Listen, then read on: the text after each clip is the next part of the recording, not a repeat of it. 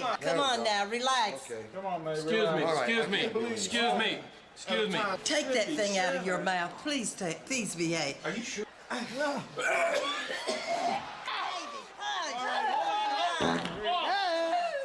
You want to try this, Doc? Oh my God! It wasn't made for him. It wasn't made for him.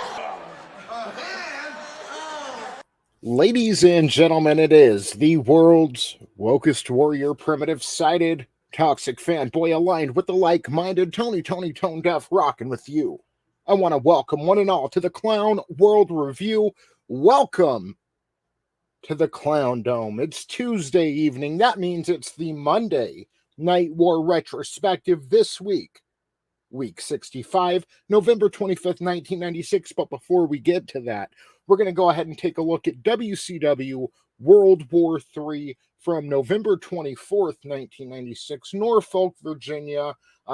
Big things going on in that pay-per-view. Contract signings, 60-man battle royal, and whoever wins that battle royal gets a title shot down the line. So we'll take a look at that. Now, me, myself, I think it makes sense whoever wins that gets a title shot at Starrcade, but WCW isn't necessarily beholden to that. Before we get to that, I just wanted to bring... Okay. Number one, hail to the chat. Judas Goat Barbecue, Keely Chow, Carl, Brutal Morningwood, Superfan Adam Shahan, Etep Wokuian. How is everybody doing tonight? I want to talk about Money in the Bank and how I'm a little conflicted right now, because a few weeks ago, Vince McMahon got caught up in a scandal, and he was temporarily removed as CEO, and if I'm not mistaken, Stephanie McMahon has since then taken over, but it had me thinking back then, I'm not sure, through all the corniness and how stale the product can be sometimes, I'm not sure if I'm ready for a WWE without Vince McMahon. But then you watch shows like Saturday's Money in the Bank. Saturday, right? I believe it was Saturday. Yeah. And that was here in my hometown of Las Vegas, Nevada. I had tickets to go originally at the Allegiant Stadium. They ended up canceling it there and moving it to a smaller arena because poor ticket sales. And when you look at the card, it's no wonder why. I didn't get through the whole pay-per-view, which for me in wrestling, that's a rarity. I don't usually put on half a show. If I'm going to watch wrestling, I'm going to watch the entire card. That women's Money in the Bank match, and that's what started off the pay-per-view, was one of the worst, if not the worst match I've ever seen take place in a WWE ring. I even put on Wrestling with Regret earlier, listened to his review of that to see what he thought, and he didn't really mention anything. Now, he did say it was a botch, not a botch fest, but just a lot of high spots, but it was a botch fest. It was very unsafe. They had a wrestler, Raquel Rodriguez, in the ring, who looks like she needs to spend about 2 years down at NXT. At best, maybe longer. She was a very unsafe worker. You had other wrestlers, and not everyone in the match was bad. You had some experienced veterans too, but that makes it all the worse because you're worried these wrestlers who really know what they're doing might get needlessly injured. Steve Austin is my favorite wrestler, and he was in the ring with someone experienced, and it happened. So to have somebody not really know what they're doing, throw you off a ladder, or try to run up a ladder and fall through the rungs, or just... It had me kind of on the edge of my seat, but not in a good way. I was wanting to cover my eyes through some of that because I honestly thought some of the girls were going to get hurt. So then you move on with the rest of the pay-per-view, and that men's Money in the Bank match, which I didn't watch, and I understand what happened through all that. I'm not going to spoil everything, but just as advertised, there's just no appeal there. And it's kind of been that way through the entire year, with WrestleMania obviously being their best show so far, but even that had one of the worst WrestleMania main events I've ever seen, with Brock Lesnar and Roman Reigns fighting to unify the title, man, it just kind of hurts, you know? It hurts to see where WWE is right now. I hope they can pull out of this, but in my opinion, as someone who watched religiously for most of my life and then stepped away around 2015 and just started really getting at least back into the pay-per-views this very year, starting with the Royal Rumble, they're in a bad place. Now, the show looks beautiful. The aesthetic of the show, the lighting rigs they have set up for the pay-per-views, all of that looks great, but it's hollow. There's no soul there. And it makes me wonder, yeah, I agree, Carl. The men's main event was shot. I didn't even watch it. And the month before, you had Cody Rhodes and Seth Rollins as the main event. And the month before that, the fucking main event at WrestleMania Backlash was a 6-man tag. Like it's some random episode of Teddy Long's SmackDown. Like, what's going on? So maybe it is time for the old man to move on. You know, maybe he's just lost his creative purpose. I don't want to say that, you know, I feel bad because, again, for all of Vince's faults, also some of my best memories in wrestling are because of him, including in WCW. If it wasn't for Vince building up these stars, they couldn't have pulled off the invasion angle how they did. So, you know, we're at a weird time for professional wrestling right now. AEW is kind of where it's at. But even then, you have to look past their wokeness, which is saying something if the kind of more woke product is the better product right now. So I hope for the best. I'd love to see wrestling in a boom period again, or at least very interesting and compelling stories being told to go along with great matches in the ring. So with that being said, I've blabbered enough. Let's go ahead and introduce our panel tonight. First, he's got the red, white, and blue running through his veins like he's Demi Lovato. He was born and raised in the USA. Like Elon Musk, ladies and gentlemen, Mr. Etep from Etep Wokuian's Place to Be Reviews. What's going on? I should have started with my back there thing. I could have stood up, but I'm too lazy. What's going on, everybody? It is I, it is he, it is me, PWD Etep Wokuian from the Place to Be Reviews, right here with all of yous, celebrating the Monday Night War retrospective on the Clown World Review with my brother Tony Tone Deaf and the rest of the panel, many of which will be arriving soon, like my sanity, for example. It's good to be here, Tony, man. Thanks for having me on, brother. Definitely. And I don't know, it could just be my computer. I'm multi-streaming tonight, shooting over to my Facebook as well, but you seem a little out of sync. And again, it could be my computer, but it's like, yeah, it looks like I'm watching a dubbed over Japanese movie when you talk. I know what it is. Hang on. It's my VPN. There we go. Yeah, you sent like it's all lined up. It looked like I was watching Give me a minute. It'll pop back in. Yeah. Didn't they have a wrestler? Didn't they have a Japanese wrestler doing that in WWE for a while? They had the whole dubbed over thing. Is that better? Is it better or worse now? Even I see a delay. Jesus. Sometimes it's not very delayed, and then other times it's just by a few seconds. Here, I'll go ahead and introduce the next panelist while you, instead of leaving the spotlight on you and your my issues here. Yeah. Right. Yeah. Ladies and gentlemen, next up, he don't sparkle, but he sure does shine. Is it the wrong person? Did I use the wrong entrance? Ladies and gentlemen, super fan Adam Shahan.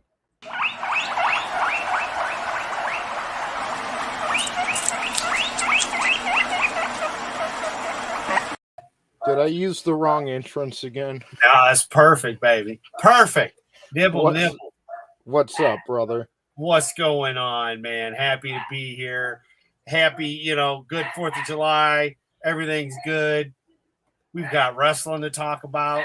I'm excited. Although watching Etep Wokuian having issues, the Druish Princess truly have issues live, full on air, priceless. Now, number one, I appreciate the gang signs flashing all over your television in the background, sir.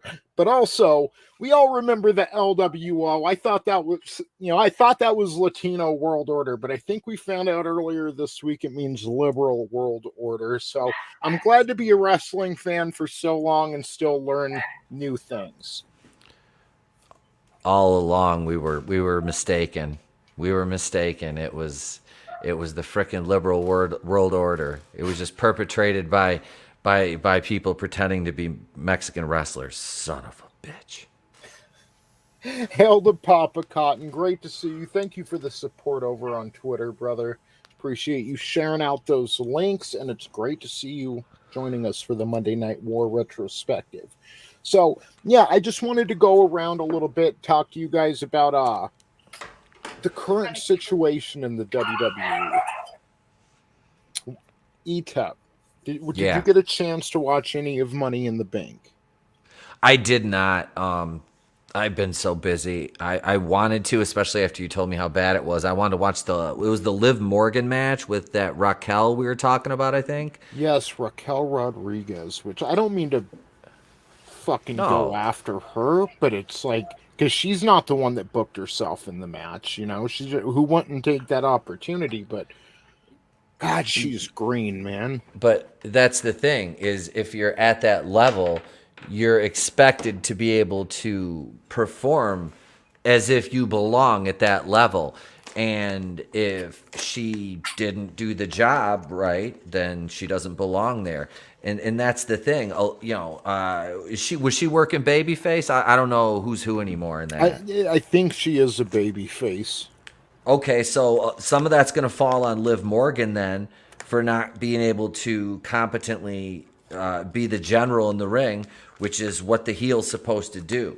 Well, so it was a Money in the Bank match, so it was kind of like there was chaos. There was like 8 different girls in the ring. So, like, to be honest, I can't tell you who. Now, I think she's the type of girl you'd be into. I don't mean to cut you off, but I think they're both baby faces. I believe Liv Morgan works as a baby face too. She's a baby face in my eyes because she fucking took Ronda Rousey's belt on the same event. So that's a big bitch. Morgan. Yeah, this is Raquel Rodriguez. She's got a look to her.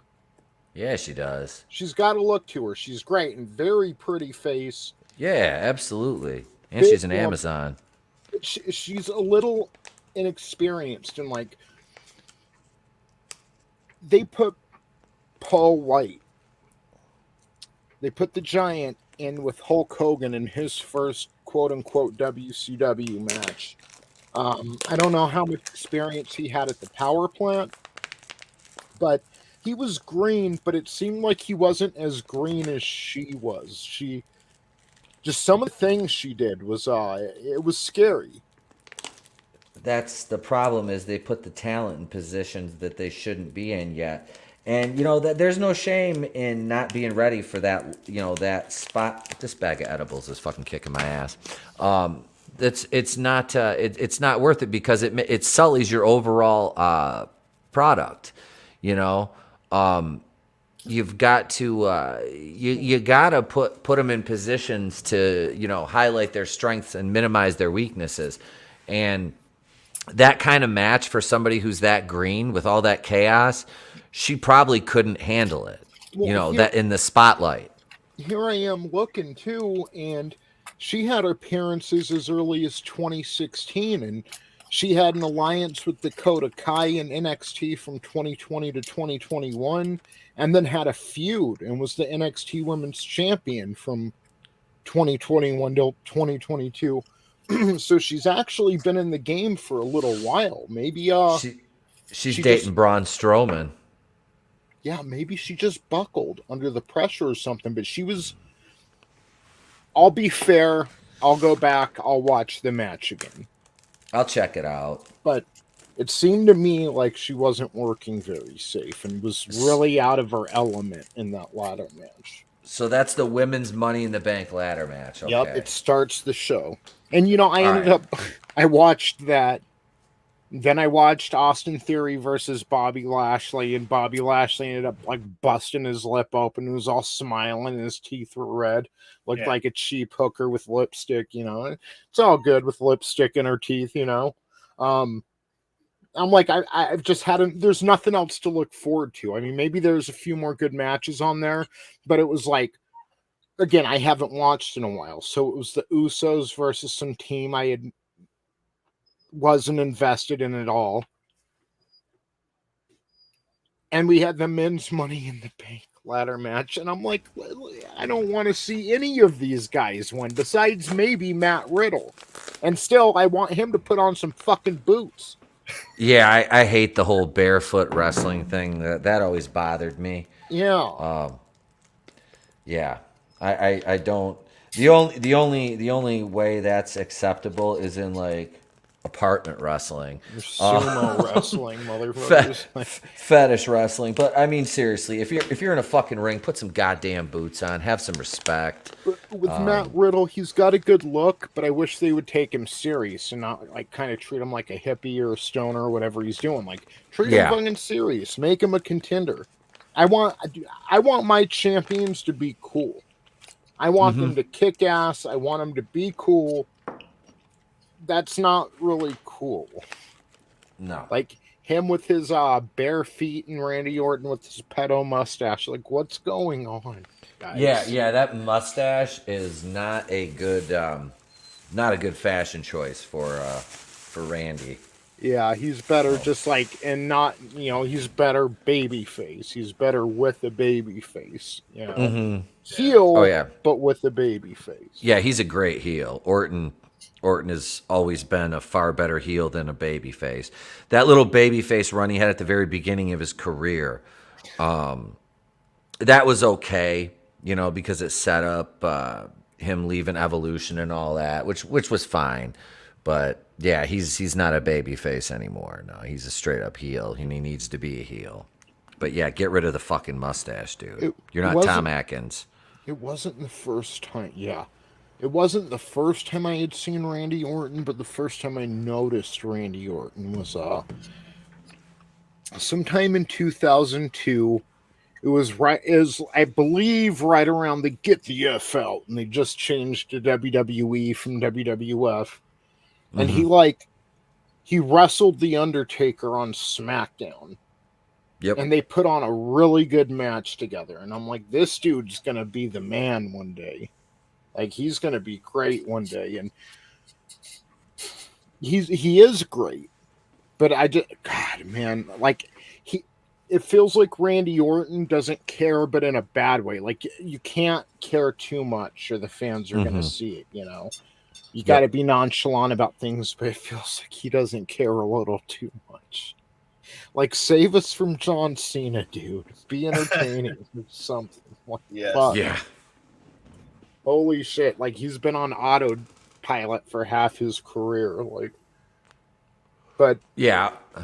Not to disparage the guy. I like Orton a lot, but yeah. No, I respect Randy. He's one of the few second generation guys that actually panned out to and actually outshined his dad, I would say. He's had a much more storied career, albeit because of some favorable booking, and because he was the chosen one for a while. He was Vince's favorite, but he was always second to Cena. Let me correct that. Cena was second to Lesnar, and that kind of speaks. Not to cut you up, but that kind of speaks to where we're at now in wrestling. It's like there was a time where you had Angle, Triple H, Jericho, Steve Austin, The Rock, so on, Benoit, this person, that person, Eddie Guerrero. It's like there was so much talent, and it was talent that you cared about. Talent that was worthy of being that next champion. I don't see that these days. Next you had Lesnar, and you had Cena, and you had Orton, and this person and that person, and some of those people didn't pan out. Some ended up leaving. I still wonder what could have been with Mr. Kennedy. Wasn't the biggest fan of him, but he was definitely a talent. Oh, yeah. And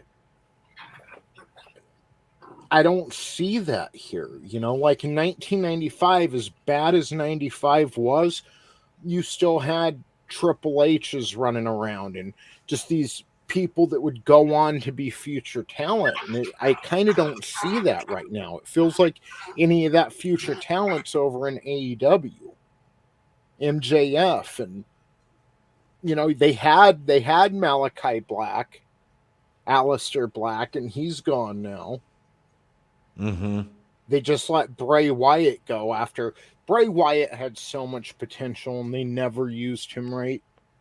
Dude, for a big guy, he could move. He was entertaining as hell. Yeah, he's like Undertaker and Mankind had a butt baby, and it was beautiful. It brings a tear to my eye. Baby, right? Because they're brothers too, on top of a butt baby. So, wait, Kane and Undertaker. Who are you talking about? I think Undertaker and Mankind are cousins. Bray Wyatt. Oh, Bray Wyatt. God, what a waste. What a waste. Yeah, and now they need people like that. And it's like I'm looking at the future, I'm always looking towards what comes next. And it's, you've seen them waste so much talent over the years. Look what they did with Wade Barrett. He was on fire with the Nexus, and they had John Cena bury him in a month. Yep. Yes. And, I'm more of the fan that I like there being more than just one guy. I don't want to see Cena dominate for 10 years and step on everybody and only give someone else a title reign because you have to, but then we're going to be moving it back to him soon enough. And, if you're the champion, you should be main eventing WrestleMania. And there should be worthy people to hold that title, several of them at a time.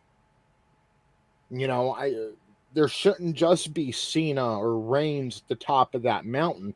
I want to see the Jerichos. I want to see the Austins and the Rocks and the Triple H's and the Big Shows and the Kanes and the Undertakers and that's, we don't have that talent pool right now. And most of it is just because how these people have been built up. Kevin Owens is someone, AJ Styles, but their booking has been kind of lackluster, I guess. They're not built up to, I guess, feel like they could win at any time. It's like we were saying too. We've got so many ex-champions and not enough to be up-and-comers either that you even care about or know about. Or if you do know them, they're still from NXT. Then when they come from NXT, they change their damn names, so you don't know who they are again. And treat them like a joke. Yeah. I thought NXT was great when it launched, especially when we first. That's funny because I had one doing that when I was muted. But yeah, dude, I really liked it when it launched at first, and then when they kind of were integrating here and there, when some of them would kind of cross over from champion and start their new run, such as Charlotte Flair and Charlotte and Natty had some great matches, back then. Yep. You look at the women's division now, though, and I'm just not impressed, man. I'd rather them slow down and take a couple steps back. Yeah. Because this just felt like we're gonna let we had the woman Royal Rumble, no big deal. Then this, it's like we want the women now to start stepping it up a notch. And like I was telling you, if you're bare skin like half these ladies are, I wouldn't want to be laying on a ladder, let alone landing on a ladder, let alone having you land on top of me and then Pete land on top of you on top of me on a ladder. No. On top of you, on top of me. Would you like to be a part of the Clown World Review? Yeah. So, that point is, I hope we start making new stars soon because the industry needs it. I don't want there to just be a WWE. I don't want there to just be an AEW. I want a thriving wrestling industry. I want a third company in there kicking ass. I want to feel compelled to tune in every week so I don't miss anything. And I think that's been missing for a long time.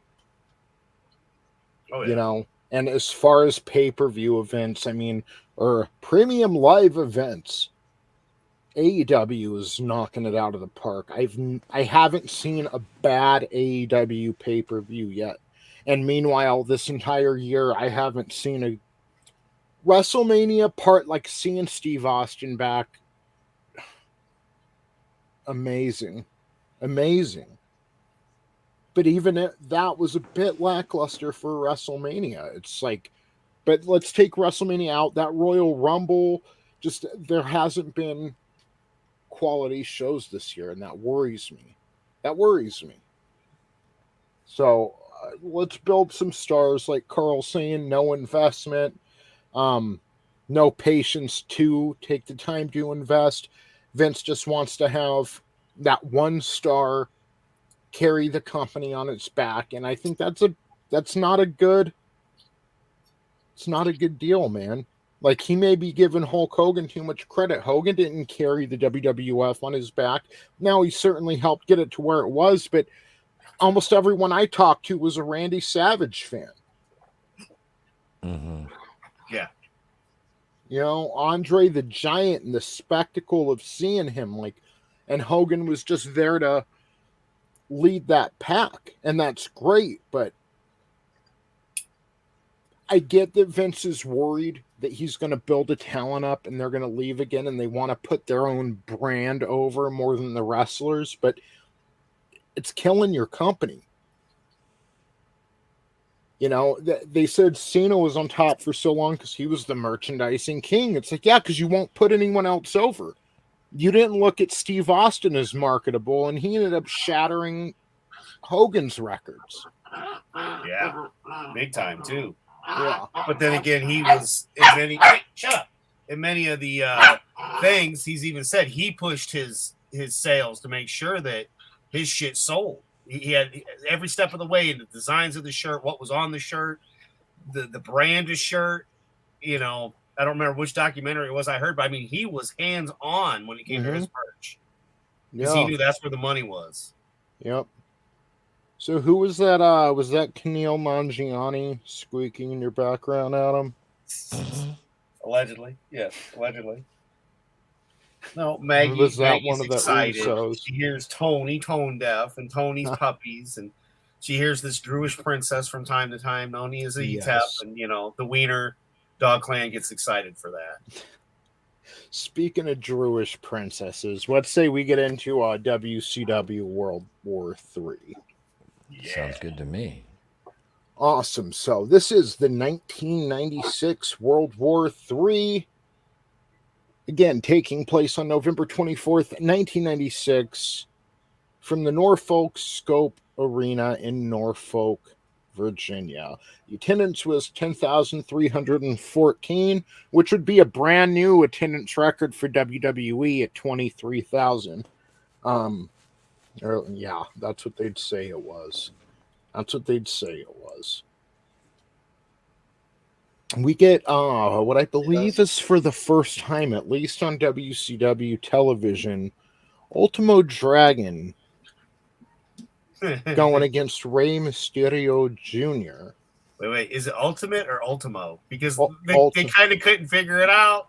Yeah, it's Ultimo. Yeah. They kept saying... But they called Ultimate. Yeah. Ultimate Dragon versus Juventud Guerrero. Yeah. Good job, Larry Zbyszko. Ultimo Dragon versus Rey Mysterio Jr. for the J Crown Championship. Ultimo Dragon would defeat Rey Mysterio to retain his title. Next, we have the match. See, this is the mistake they make, is they put the match everyone showed up for second on the card. Chris Jericho versus Nick Patrick, and Jericho has one arm tied behind his back. The Vinnie special, if you will. Yeah, Vinny's here. Hello, guys. Hail, Wanted him Vin. to feel the love, you know. Thanks, man. We Yeah, just man. we just had an in-depth conversation on where WWE is at this point in time and where wrestling's at, and God, just hoping it gets better because I look at WWE and I don't see like any stars coming down the pipeline besides Austin Theory, who what Miz is to The Rock, what the Miz is to The Rock, Austin Theory is to John Cena. Holy Like they're crap. just fanboys who made it into the Fed. Like, Yeah, that's horrible. Yep. yeah, We already got that with the Mighty Meatball there. What the hell's his name? Owens.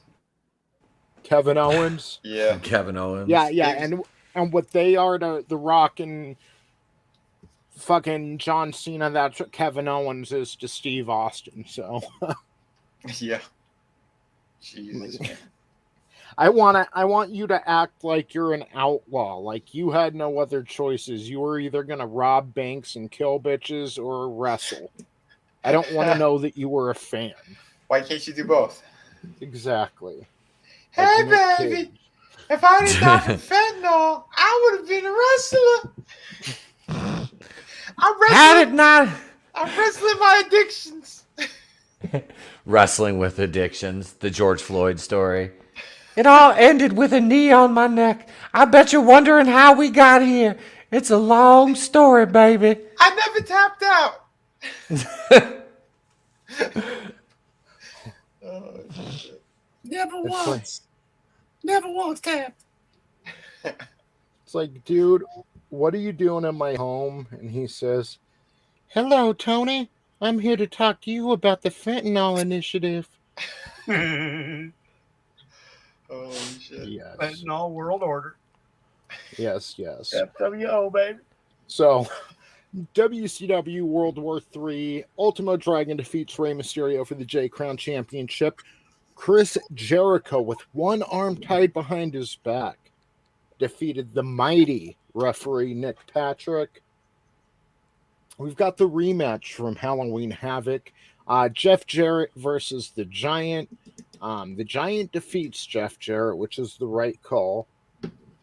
Good for Giant. Impossible. Next, we have Harlem Heat versus the Amazing French Canadians. Vinny, who do you think won this one? Harlem Heat.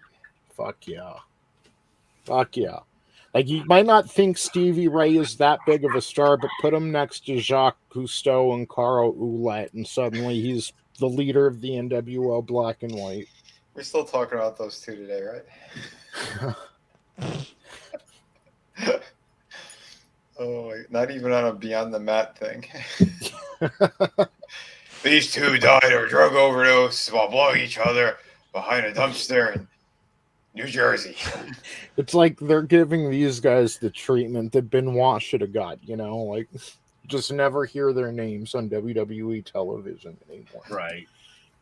So, because Harlem Heat defeated the Amazing French Canadians, Sister Sherry gets some time alone with Colonel Robert Parker to beat his ass, and she did. And I loved it. Yeah. Technically, Robert Parker lost via countout. Now, if y'all remember when we're talking about the original idea for Harlem Heat, Robert Parker, Colonel Robert Parker, was going to be the plantation owner that won Harlem Heat in a Holy shit. game of poker. Yeah. But they decided in 1995 maybe that's not a good idea to have Southern plantation owners and black slaves as a tag team. Maybe. WCW. Next up, we have the WCW Cruiserweight Champion, Dean Malenko, defending against Psychosis. And Dean, he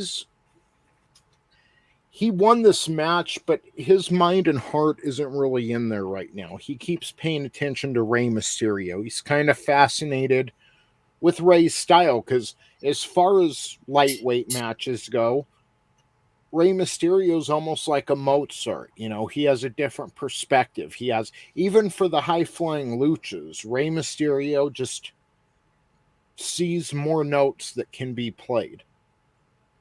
You know, different ways of doing things. And Dean Malenko's kind of infatuated with that right now. So even though he's the champion, his attention is still on the person he beat for the title and who beat him for the title back in August. So next up, we have the WCW World Tag Team Championship, a triangle match. The Nasty Boys versus the Faces of Fear versus the Outsiders. The Outsiders are the current champions, and they would remain that way after this match. They just won the titles about a month ago. They're not losing them to the Nasty Boys or the Faces of Fear. Not right now. That's and it's a basically you've got 3 heel teams in a fucking match, because the NWO was gaining popularity, but they weren't. I guess the argument could be made, if anybody was the tweeners at that point, it was Hall and Nash, because they were over as fuck. Even though they were heels, everybody loved them still. Yeah, they were cool heels. Yep, that's what made them tweeners and not, full blown heels. Faces of Fear, they wouldn't work as baby faces. They're natural heels. Ming is terrifying still to this day. He's one of the strongest one of the strongest motherfuckers in any locker room he's in, and he was one of the Undertaker's enforcers in the Bone Street crew. And the same can be said of Barbarian. That he's a tank. Nasty Boys I never was a fan of them. Me neither. Knobs just clung to Hogan's nuts like the way Ed Leslie, Brutus the Barber Beefcake did, and made it to levels he shouldn't have been able to with mediocre talent. Yep. All that being said, to bring it back in terms of this match, it was a clusterfuck because you have 3 heel teams. I mean, you could have easily taken out the Nasty Boys out of this angle and put in a babyface team, and it would have worked better, because the NWO, the Outsiders, and the Faces of Fear are 2 different kinds of heels. So you do have enough variation there to where they can work a match with just the 2 of them. And it'd still go over well with the fans, where they're not like, well, those are 2 heel teams. There's nuance to it. But do you think I was just gonna say, do you think at the time they knew how over Nash was, and but do you think that's the reason why they went, we don't need a baby face? I think they're probably thinking, this will work great. Yeah, they were selling so much merch. They were selling as soon as they started selling that merch, it was the hottest selling stuff they had, probably next to like the Horsemen. And who's another Sting? Another babyface tag team they have? Harlem Heat, I even think, are supposed to be heels, but they can't wrestle for the titles every month. The Steiners are out because Rick's there, but Scott's out hurt. The Steiners are out. The American males are breaking up. They're having issues. Sting and Luger are out. Yep. So, and Horsemen are otherwise engaged. I mean, I guess you could always look at this. Is how I always kind of looked at it, though. When they did the NWO, they're like the ultimate heel. So whether you were a heel in WCW or not, you were still WCW, just not NWO. Right. So that was kind of my dumbass way of justifying the 3 heel teams, because it didn't matter. It should have been WCW. And I never cared for the Nasties either. They were. I mean, they were all right, but it wasn't like that was my team. The Nasty Boys and Public Enemy can go fuck themselves. Yes. Yeah. Hail Red Gaze. Hail Red. We love you, brother. I used to be a Public Enemy apologist because I kind of liked them from their time in ECW, but the more I look back on it, the worse. Like, I was never a huge fan, but I was like, they weren't that bad. They were that bad. Yeah, you were good for them for stepping up to the next level. Yeah, that was basically it, and now it's just like they're garbage. They always were. I feel, God rest their souls. I feel it's nothing to do personally. It was their in-ring shit. And there's, they're both died. Rocco Rock died first. I think they're in hell. So that means they're in WWE, right?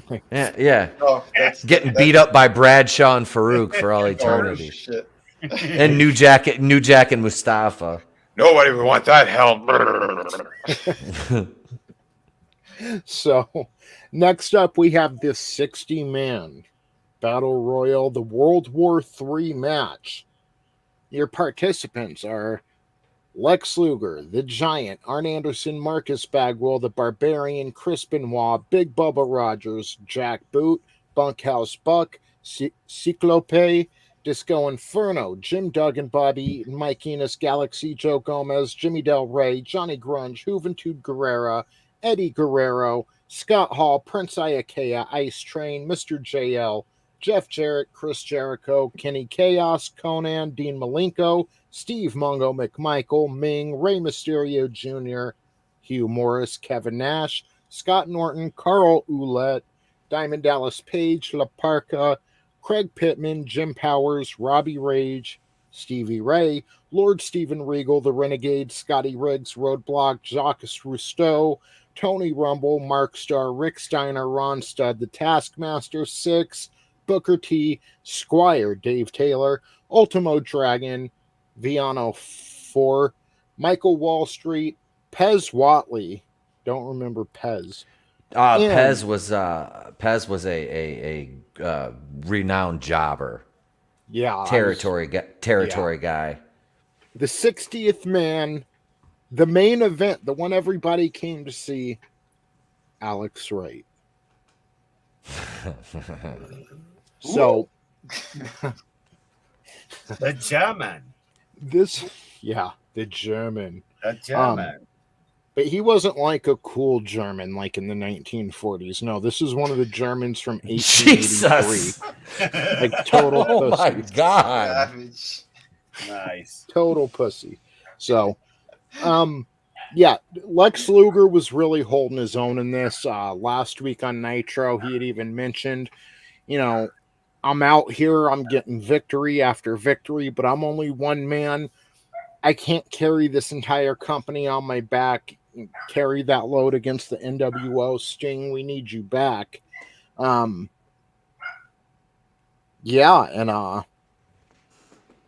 He performed like he was out there getting victories every, like he's really on a tear right now. And it ended up being him. I'm trying to remember the final four. I'm sorry, guys. Let me see if it'll show me here. But yeah, it ends up being, I know the final three. It ends up being Lex Luger, Kevin Nash, and the Giant. Yeah. And he actually gets Six and Hall also. So yeah, Six and Hall. So he was in there with the NWO. He eliminates Hall. He eliminates Six. He grabs Kevin Nash, puts him in a torture rack. They're trying to get Luger, but he's just fucking some Krav Maga shit. Like, he's just fucking attacking these guys at any angle he can. He puts Kevin Nash in the torture rack, and the Giant comes up behind Luger and tosses him and Kevin Nash over the top rope, making the Giant, NWO member, the winner of the 60-man World War III match with a guaranteed title shot against his leader, Hollywood Hogan, at some point down the line. Now, that match won't take place at Starrcade because also during the evening, Roddy Piper showed up. He had a contract in hand, goes out to the ring, calls out Hogan, but instead we get Eric Bischoff, some of the NWO lackeys, Ted DiBiase, Vincent. Bischoff says that he has power of attorney and he can sign the match for Hogan. Piper ain't having that. He said, no, tell Hogan to get his ass out here and sign the contract now. Hogan ended up coming out, and then this is what did happen. Like, we were complaining last week on Nitro that maybe it made Roddy Piper look a little weak, just beating him down like that right away.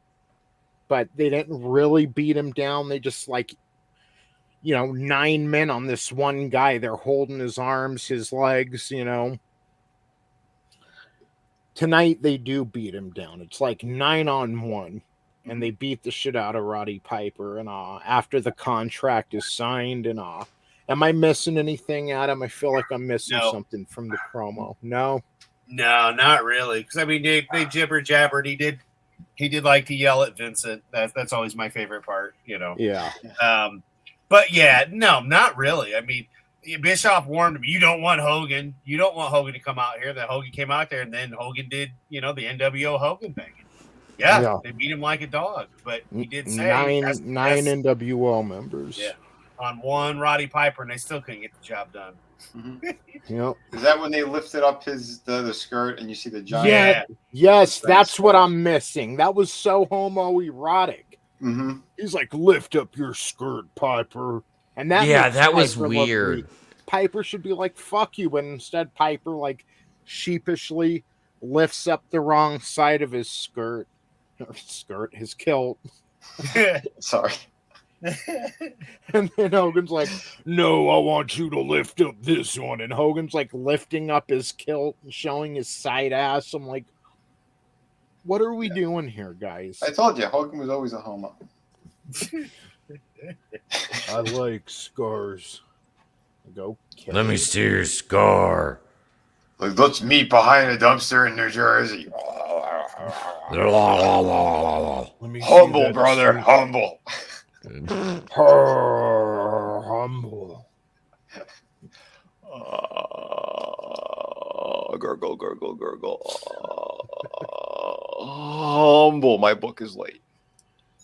Well, see, Piper never got the world championship. Hogan always had it in WWF. So who do you think had experience with Pat Patterson? I would have to say it'd be Hogan. He's the one that had the title how many times? He had some Patterson experience. They all did at some Red point. Gaze, not Giant Gonzalez. The Big Show is when we're like in his first a little over a year now of wrestling, but when he first showed up in WCW, they portrayed him as Andre the Giant's son, and they called him the Giant. So the Big Show won the 60-man. Yeah, it was him in his prime pretty much, man. That guy, he could move in the ring for a fucking giant. I was surprised at some of the shit he was doing. Yeah. Awesome. And to answer Red Gaze's other question, we've actually addressed this on this show before. How did Arn Anderson ever get popular in the first place? Being Ric Flair's best friend. Yep.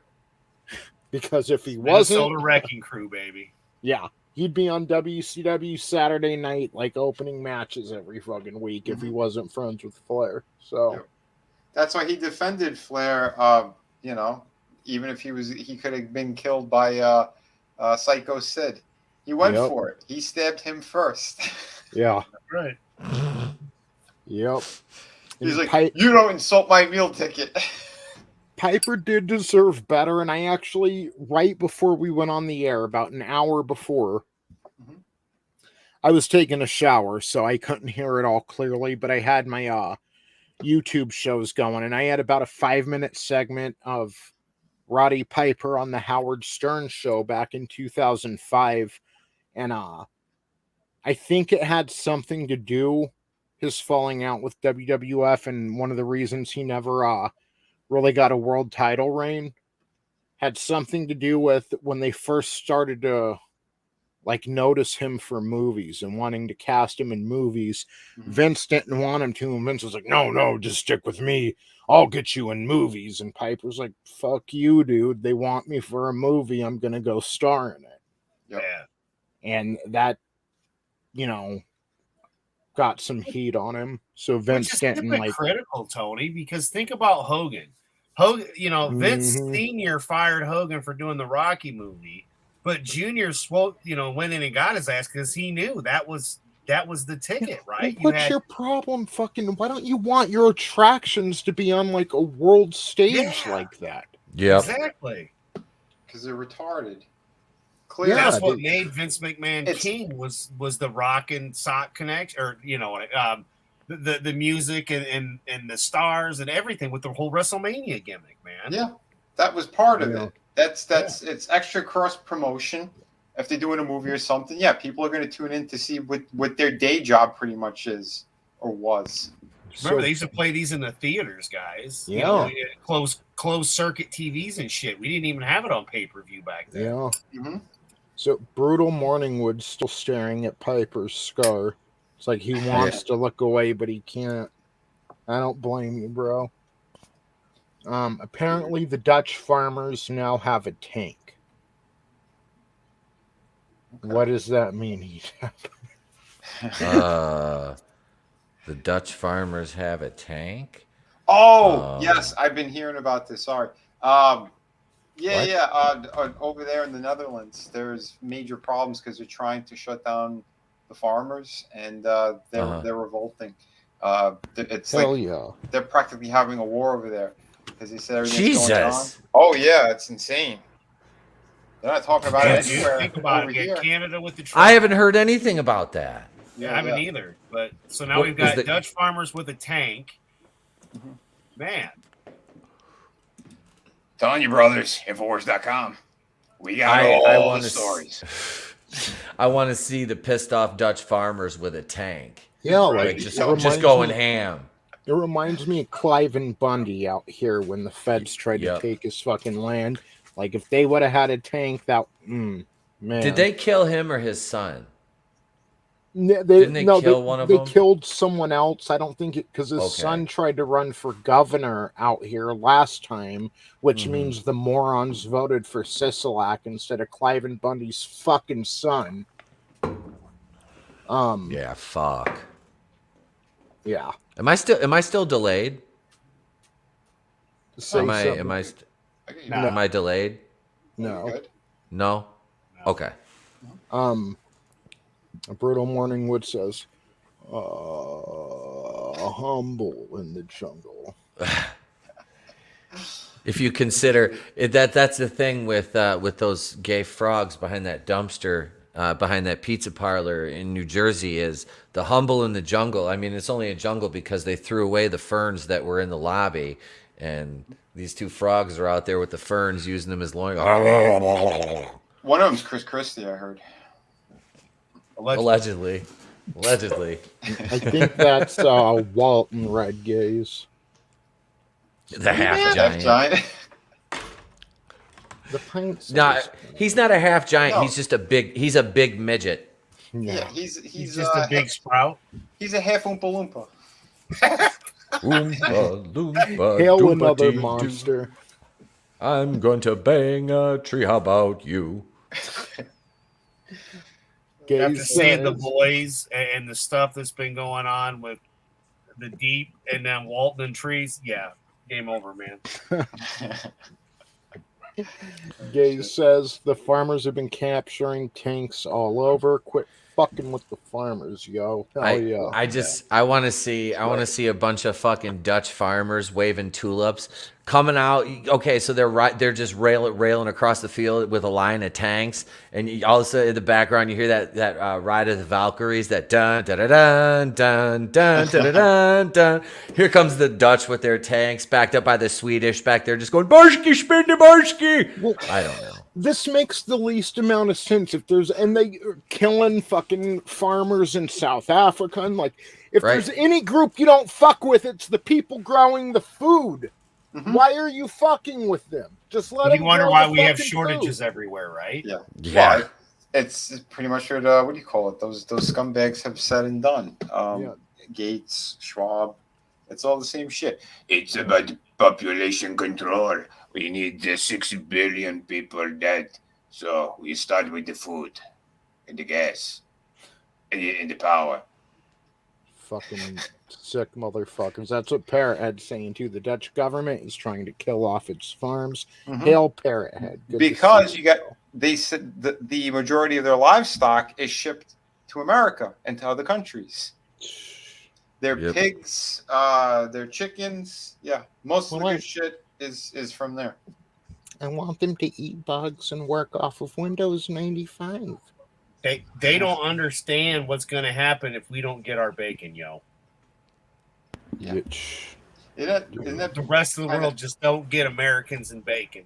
They don't realize we will nuke this bitch if we don't have our bacon. It's sad and funny. That's the hill that we're going to die on. It's going to be bacon. It's not going to be the kids. It's not going to be anything else. It's going to be bacon. You're damn right.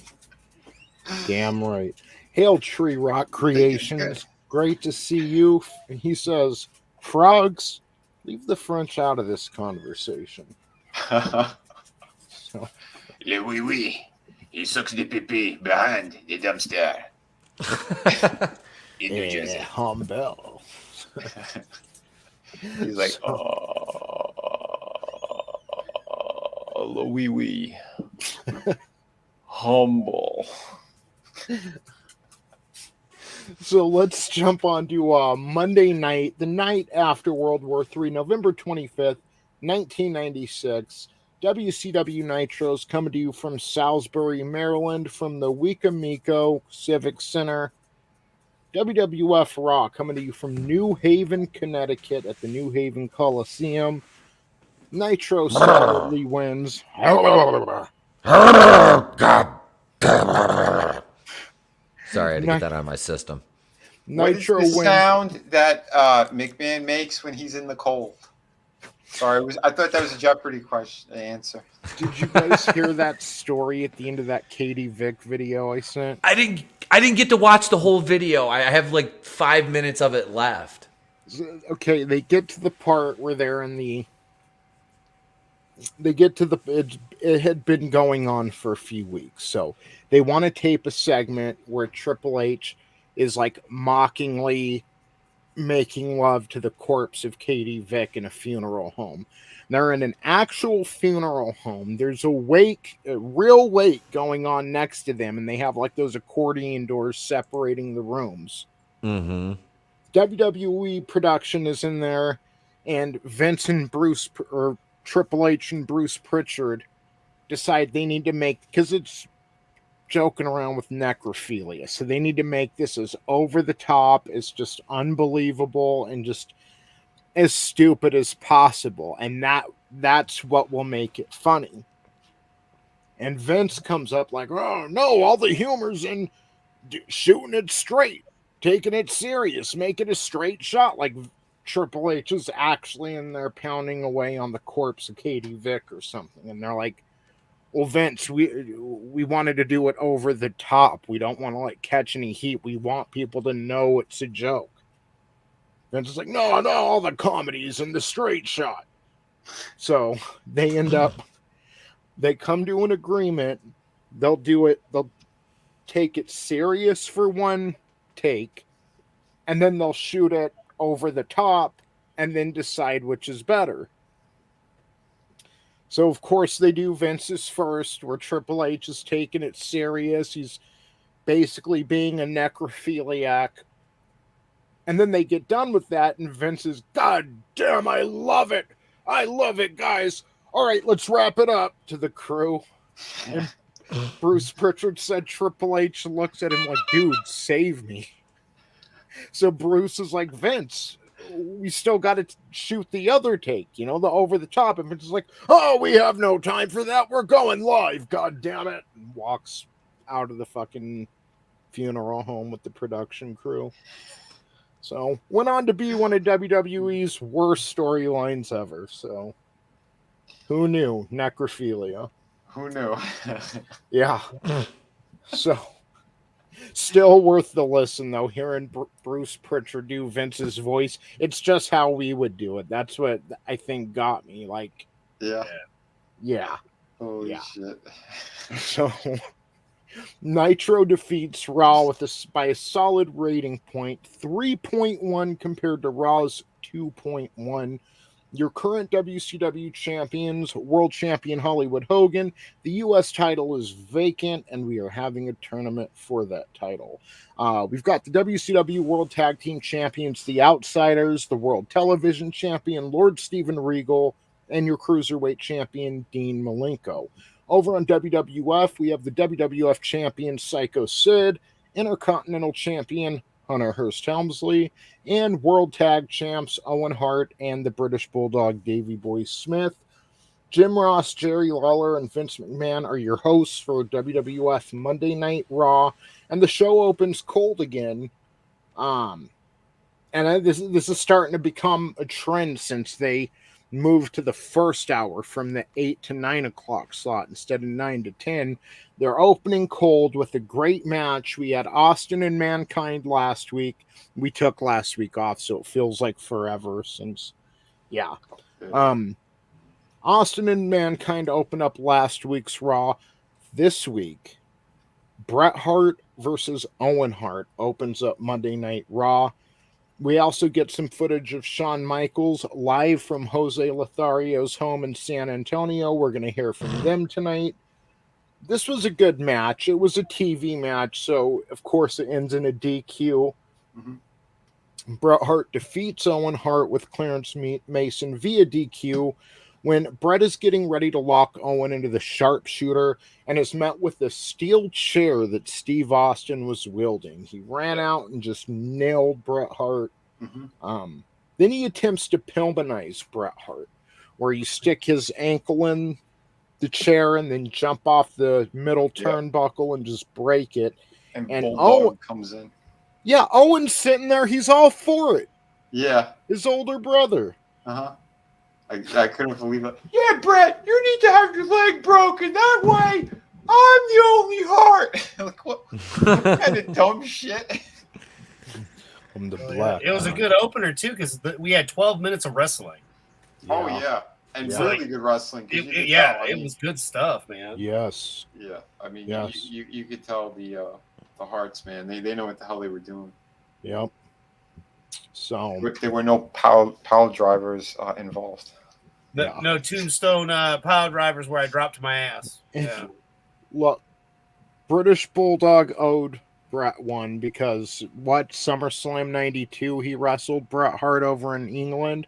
And he was cocaine. Yes. Yeah, he was smoking crack for the 72 hours prior to that match, so Bret had to walk him through the entire thing because he forgot it all.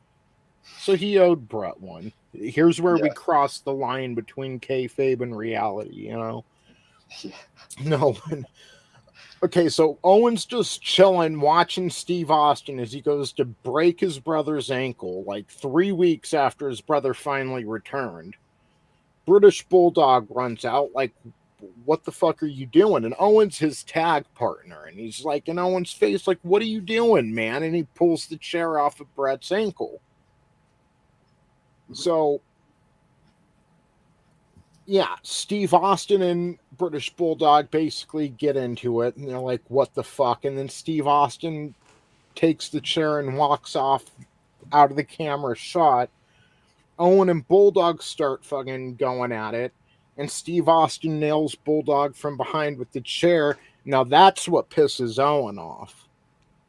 Yeah, because they did it a couple of times. It was Austin, he kept putting Bret's leg in the chair, and Bulldog kept stopping him. Yeah. And then he's like, you know what, motherfucker? Like, we all knew it was happening, and bam, he gets it. He really prepared for it, though. You could even see it. Yeah. What was funny was when he threw the chair, though, the way it bounced around Davey Boy. Like, I think it was supposed to hit him, but it missed. Like, the chair's like, I ain't hitting this guy again. Forget it. It was funny. I rewound it like 3 or 4 times and kept watching it because I'm like, did the chair even hit him? And I don't think it did when he threw it down. Because, normally you throw it down and bounces and lands on the guy. But it's all warped. And, yeah. Yeah, from that hit. Yeah. Because if he got his title shot against the chair would have won. Yeah. On a curve, even. The chair did less cocaine. Yes. Yes. I wonder how his heart exploded. No shit. Like, it was straight up crack, too. Like, who were you going to buy that shit, Davey boy? Like, shit. Do you know where I can get a spot of crack? I want me title shot and some rocks. His ex-tag team partner. I just don't associate. Dino Bravo's connections, yo. Oh, that's how Dino Bravo getting killed was a fucking tragedy. Well, if you're telling me Queens or Harlem, yeah, I can associate crack cocaine with that, but not Wales, or fucking Westminster or wherever the fuck they were. Like Britain and crack, they don't seem to complement each other well. No. Yeah. So, Not okay. It's how Raw opens up with a great match followed by a crackhead. Over on Nitro, your hour one hosts are Tony Schiavone and Larry Zbyszko. Nabisco. Yes, Cincinnati Chili. The contract has been signed, and at Starrcade, Roddy Piper versus Hollywood Hogan will be a reality. We will have a look at the contract signing from World War III a little later on, which I noticed that's something Nitro's starting to do is fill time in their 2 hours by replaying stuff from the pay-per-view. Also, the U.S. title has been vacated from Ric Flair after 2 months, and a tournament's been set up to crown a new U.S. champion. Two of the first round matches will be taking place tonight, and we're going to start with one. Lex Luger versus Red Gaze's favorite, Arn Anderson. Yeah. What do you got against the Enforcer, Red? Sure, he got the red from his name, Arn's cheeks. It's like, I want to be red like Arn. I don't know. So I thought Red was more of an Oli fan. I think someone needs to come up with another screen name of Arn Anderson's limpy hand. His stroke hand. Use my stroke hand. It's my strong one. By the way, Vinny, this was the size scissors that he used. Oh yeah, I know they were small ones. Yeah. Yeah, it's still enough to puncture some damn organs. Arn and motivation. Speaking of Arn and Sid in the hotel stabbing each other with scissors. I mean, at least they weren't going John Morrison and was it Mercury and Nitro stabbing each other in the butt? I mean, yeah. While Batista plowed Melina. Yeah. And John Morrison cried softly into Joey Mercury's braids. That's the strangest orgy I ever heard of. I fucking hated John Morrison. Manliness and Motivation says Ole fans. I like it. Tree Rock. Undertaker retired just not too long ago. He was inducted into the Hall of Fame this year at WrestleMania. I suggest, if you have Peacock, go back and watch his induction ceremony. It was beautiful and makes me sad. He wrestled for so long, and I'm sitting there watching him basically say goodbye to the fans thinking, how did it go so quick? Like, how are we here in this moment in time? That is crazy. Speaking of beautiful moments, Manliness and Motivation says Kevin Spacey stabbed a teenage boy in the butt. What? God damn it. Again? Yeah. Again. You just get the itch after about 12 hours, So, Red Gay says, just because I'm a drunk uncle doesn't mean I identify with Arn Anderson. His cheeks are not part of the gays' agenda. Well, that's disappointing. What about the other cheeks? So, we have Lex Luger versus Arn Anderson. It goes to a double countout when Luger back. Okay, Arn Anderson's out on the floor and tries to pile drive Lex Luger into the fucking cement, but Luger backdrops out of that, puts Arn in the torture rack, and just for some reason torture racks him until the ref makes the count. So they're both eliminated from the tournament. This match, Lex Luger versus Arn Anderson, went 13 minutes. It went longer than Owen Hart versus Bret Hart. Luger and Arn Anderson went a minute longer than the Hart brothers. How? So it's like, I can only imagine who won this quarter hour. Yeah. Luger's got his handful of moves. Did he do them about 50 times each? He's not exactly a technician. He screamed every time he hit somebody with a clothesline. He flexed for 10 minutes in the ring. He had to do a line for each nostril when you're going 13 minutes. That's Jesus. Yeah. So It's when you hide the lines in your tape too. Yeah. Well, I remember one time, and I was younger too, and like just learning about that shit. And my sister was a little older, and she sat down to watch a little wrestling with me. And this is in like somewhere around 1998, like his Wolfpack time. Luger comes out and gets on the mic to fucking respond to somebody who's already in the ring, and he just, like, you could tell he had drainage. He snorted so fucking hard, and his eyes were just beady as fuck. It's like, damn, dude. Damn. Shit. I'm sure, it'll be about a year, 2 years, but we'll find that episode and talk about it. So, oh yeah. During the match, the Giant has a microphone. He's in the audience. Again, he's the World War III winner, and he holds up the U.S. title because even though it's been vacated, no one can get it from him. Possession is 3/5 of the law. 3/5, that's awful. 9/10 of the law. 9/10. 3/5. Hold on. Someone get Steiner. Someone get Steiner on the phone. Was it a 1352 situation? Yeah. Geez, between cold Germans in the 1940s and 3/5 of the law, I should sit down and just rethink my life. Holy fuck. The Giant has the microphone. He calls the U.S. title the most coveted belt in the world because it belongs to him. And he says they can have their tournament, but the winner has to get some of the Giant. The belt will stay with him and the NWO. So, over on Raw, before the next match, Paul Bearer cuts a backstage promo. Paul Bearer and Mankind cut a backstage promo, stating they're not concerned about The Undertaker and that the Executioner will face Undertaker in an Armageddon Rules match here in the future. So, yay, the Executioner versus Undertaker.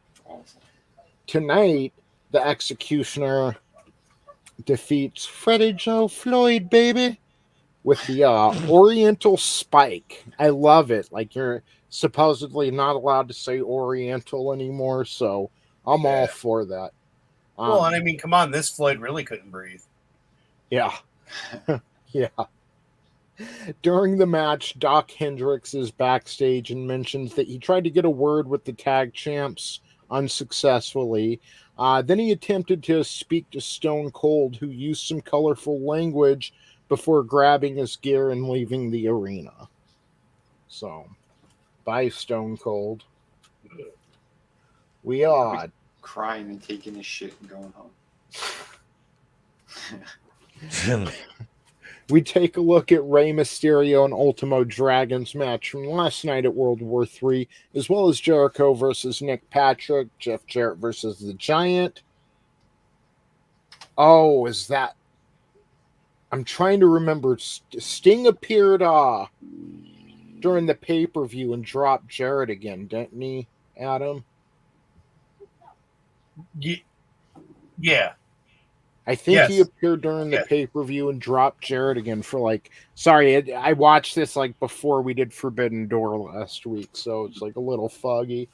Yeah, he did. Yeah, so for the second time, because he dropped Jarrett on Nitro a few weeks ago, so Sting's out here just punking Jeff Jarrett, and I think that's how the Giant ended up getting the win over him. But yeah, we take a look at some of the matches from last night, and then the NWO music plays throughout the arena. Squad, part 1. The Scissor Squad. This fucking shit.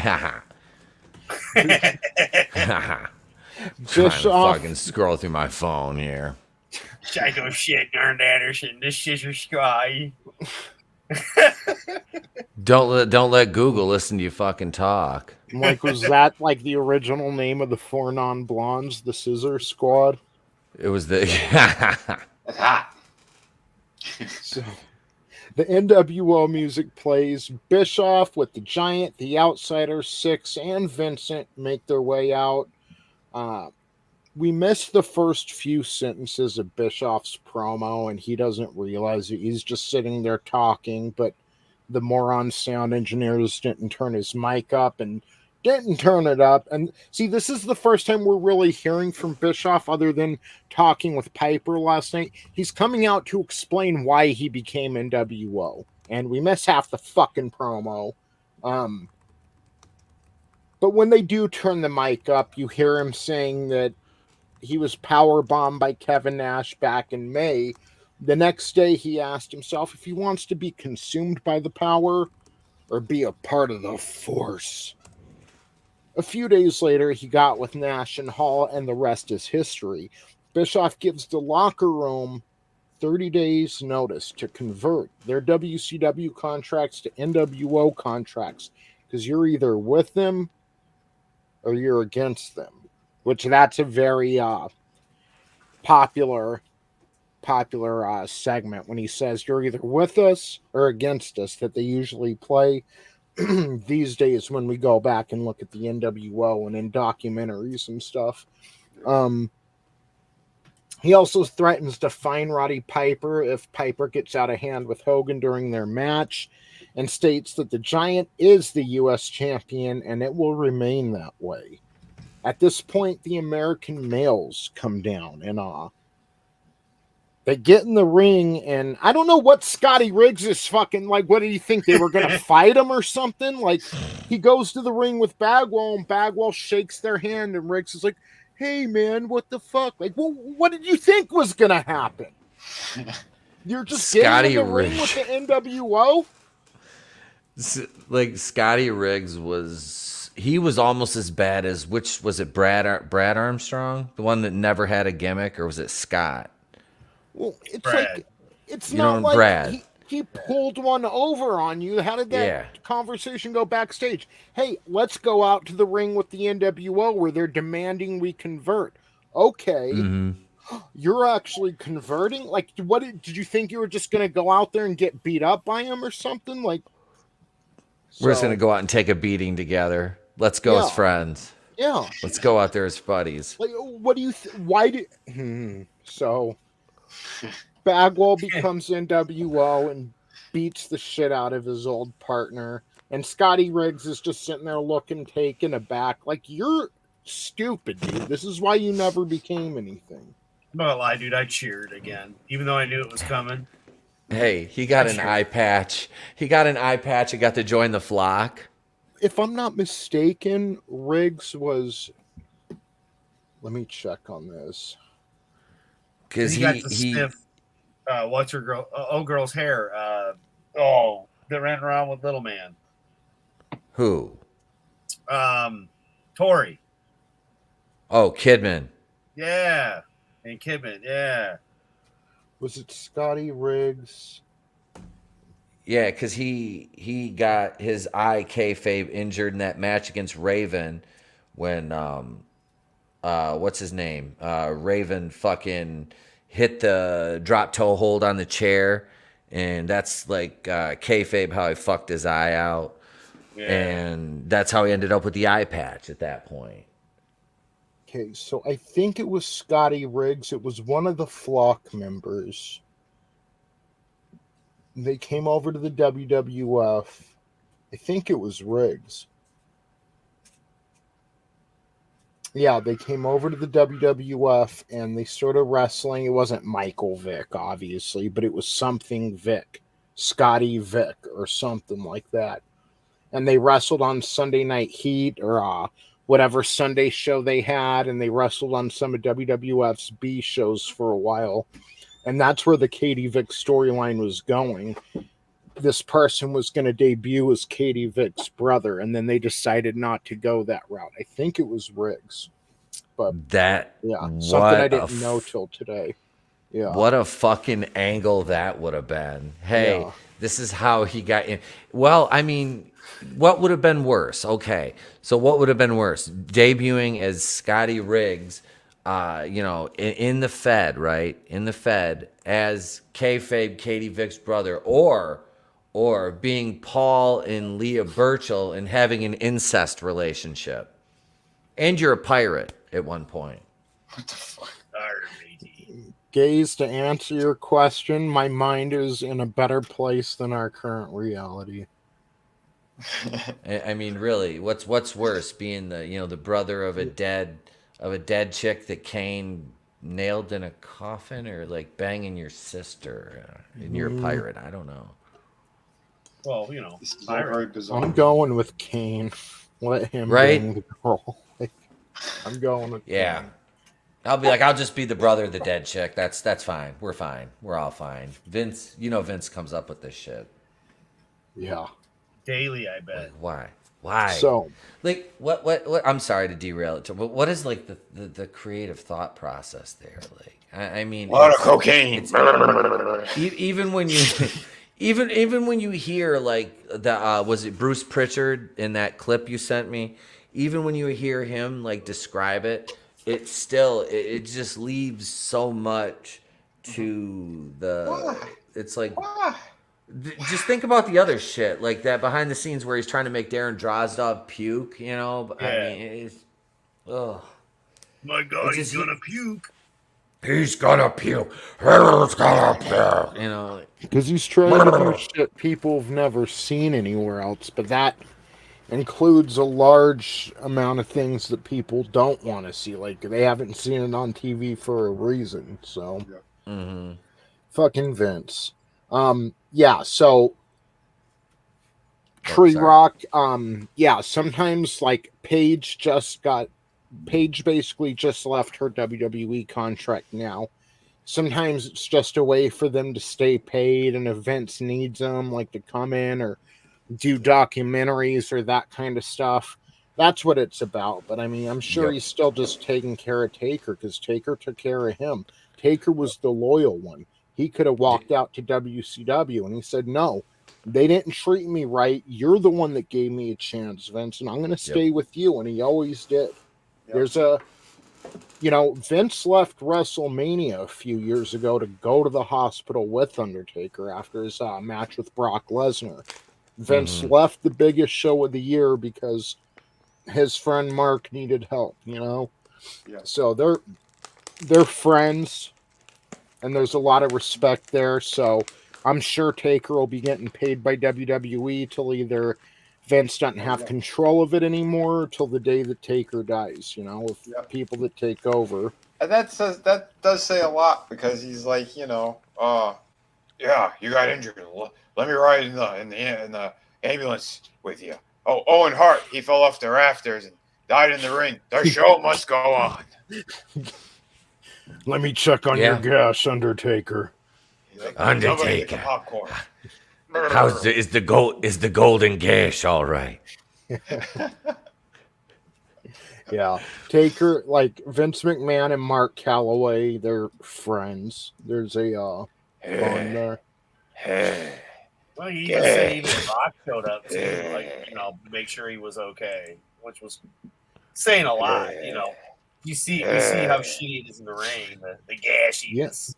Yeah, well, and that's the thing. Like, you think of Owen Hart, who never called Steve Austin, never checked on Steve Austin, never apologized, compared to Brock Lesnar, who's like, hey, I'm going to the hospital with you guys. Like, I want to make sure this guy that I trust and that we just had a match with is okay. I want to make sure I didn't hurt him too bad. Didn't they say Taker still don't remember that day? Didn't they say it was like a tiny piece of bone fragment that came out of Undertaker's neck during the match? Like, it got loose in his body. It was something really crazy. He could have died. Yeah, that could have caused a fucking clot. Remember when he did his show, he just said he got concussed. I can't wait. That My was bad, it. Adam. I can't wait, dude. I don't know if you guys watched the A&E documentaries on the wrestlers last year, but they're coming back, and I believe next week they start up again, and they're doing one on The Undertaker, on Mark Calloway, in his life. Like, I learned so much about Booker T from there. Like, I didn't realize that guy had such a hard fucking life before wrestling. Wow. Yeah. I missed that one. There's a few of them I was trying to catch, but it was hard to. Because the stupid thing didn't work. You go on the internet afterwards to try to find it, and it just wasn't. I wish they'd put them on demand or on streaming or something, because Exactly. there are a few of those I want to rewatch. I want to rewatch Randy Savage's. It was so good. Yeah. They had some really good ones. I haven't seen that. That was that an A&E or a Vice one? A&E. A&E. A&E? Okay. Yeah. Yeah. A&E just started doing them, and yeah, they had some really good ones. And then if you didn't have the service, you could watch certain ones, and then if you do have cable, you can watch all of them. They're starting again next week. I can't frickin' wait. See, I still have cable, so it's pathetic though that WWE could be doing this shit. It's their people that they could do some of this stuff on, but they don't, and so we got to go to A&E to watch it. Yeah, because McMahon doesn't really care. He used them. He's done with them. Most of them are dead. He doesn't give a shit. And, there's always going to be that bias. Like, I think it's better that a third party tell the story anyway. Yeah, but they try to be more respectful to the family as well. Yeah. Yeah. McMahon, they don't need to produce, like, documentaries on their guys because everything's going to be rose-colored, You want that shit when you're a kid, but not. If he didn't like certain people, though, did you see that one with Piper? And he's like, "Yeah, I said I'm gonna be calling you from hell or something." Like, it was something very tasteless. Oh no, he picked up his cell phone and he was like, "Piper, is that you from hell or what?" He was pretending to have a phone call from him. Yeah. Jesus. What a fucking scumbag. Yeah. I'm joking. Yeah. He said it's hot down there. It's hot where he is. Yeah. He was like, "Well, I'm going to the same place, so." Yeah. Yeah. It's okay that I make the joke. Well, yeah. He set up a lot of people to fucking die. Oh, God. Yeah. Pretty much everybody that worked for him. I mean, he works them to death, and they won't give them benefits because they're independent contractors. It's like, wait, I thought it was entertainment. This isn't pro wrestling anymore. This is entertainment. They should be able to unionize and have contracts. I'm sorry, I'm not all about the union life, but in some respects, they needed to protect the fucking workers. They do. Of course. Yeah. I have nothing. I have nothing against the fucking, unions or anything other than they get corrupt, but.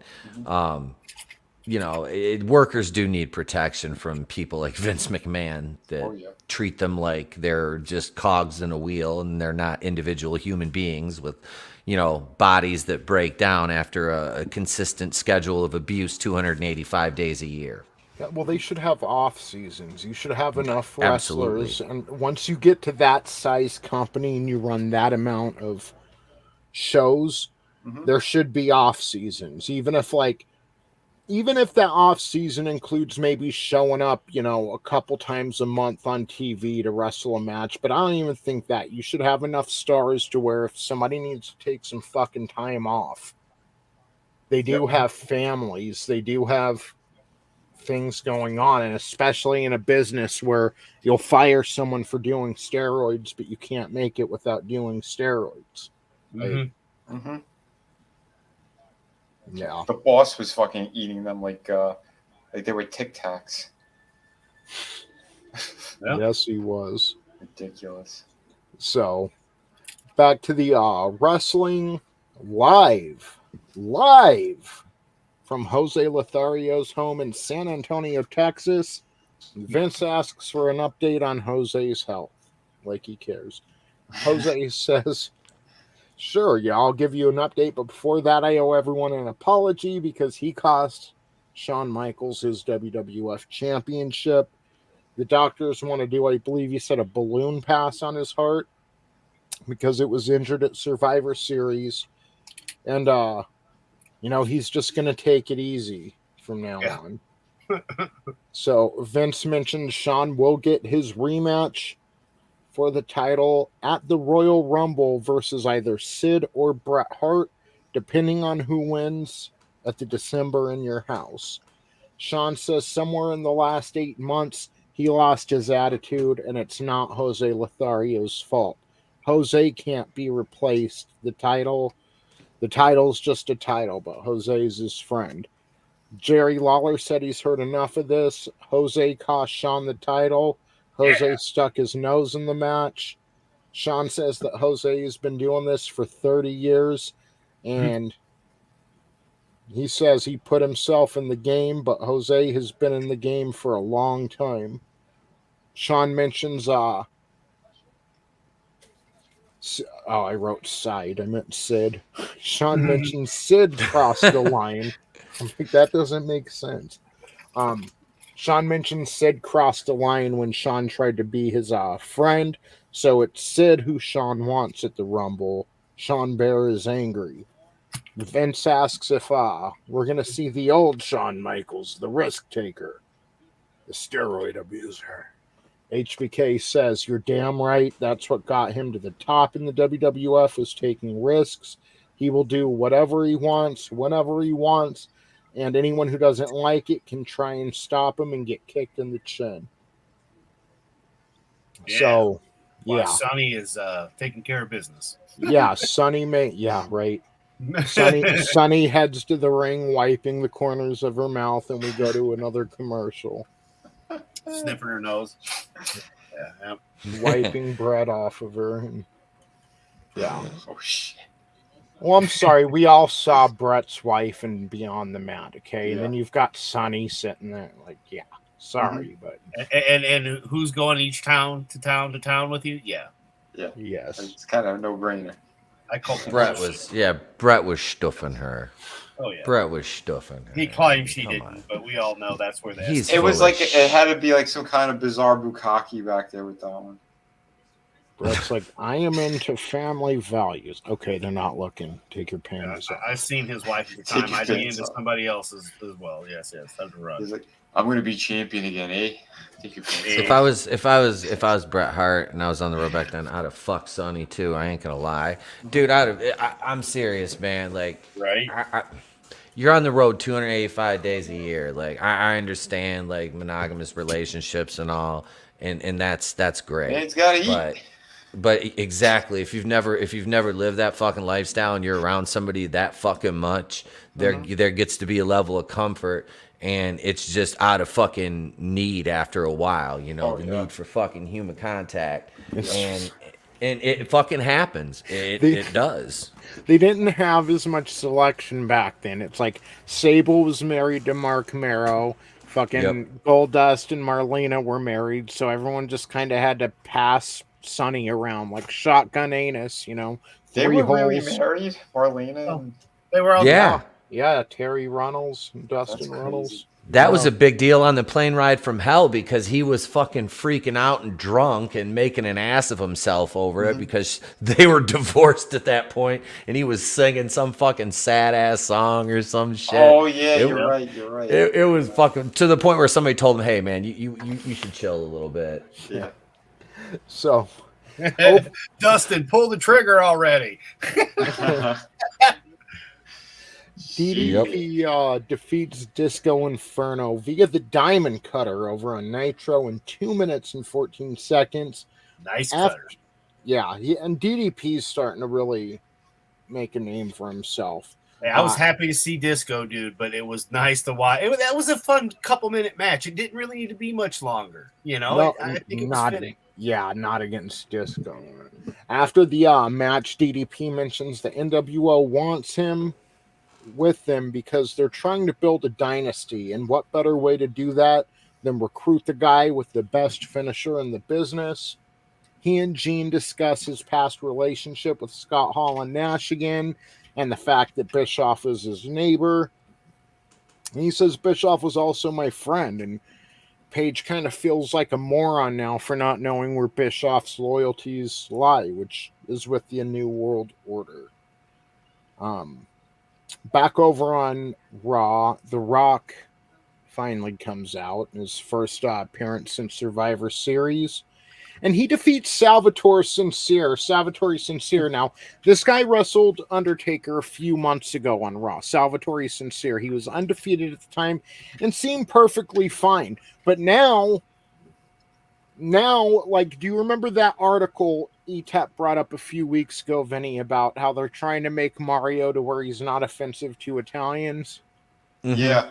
This ain't that case. Like, I didn't think so. Like this dude was acting like a straight fucking cartoon Italian guy. Like, oh my god, man. Like, anyway, he loses the fucking match, but he's doing some weird gimmick, stereotypical Italian gimmick now.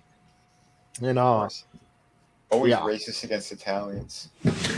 Well, you know, Vince, justice. like Mark Henry was the silverback, so imagine what he's doing with Italians, you know? Yeah, right. Vince is like, they're basically white. You could just make fun of them. Right. Without the guilt. That's Vince. That's Vince right there. That's his view of it. It's like, well, He they're makes fun of anybody. Like, he don't give a fuck.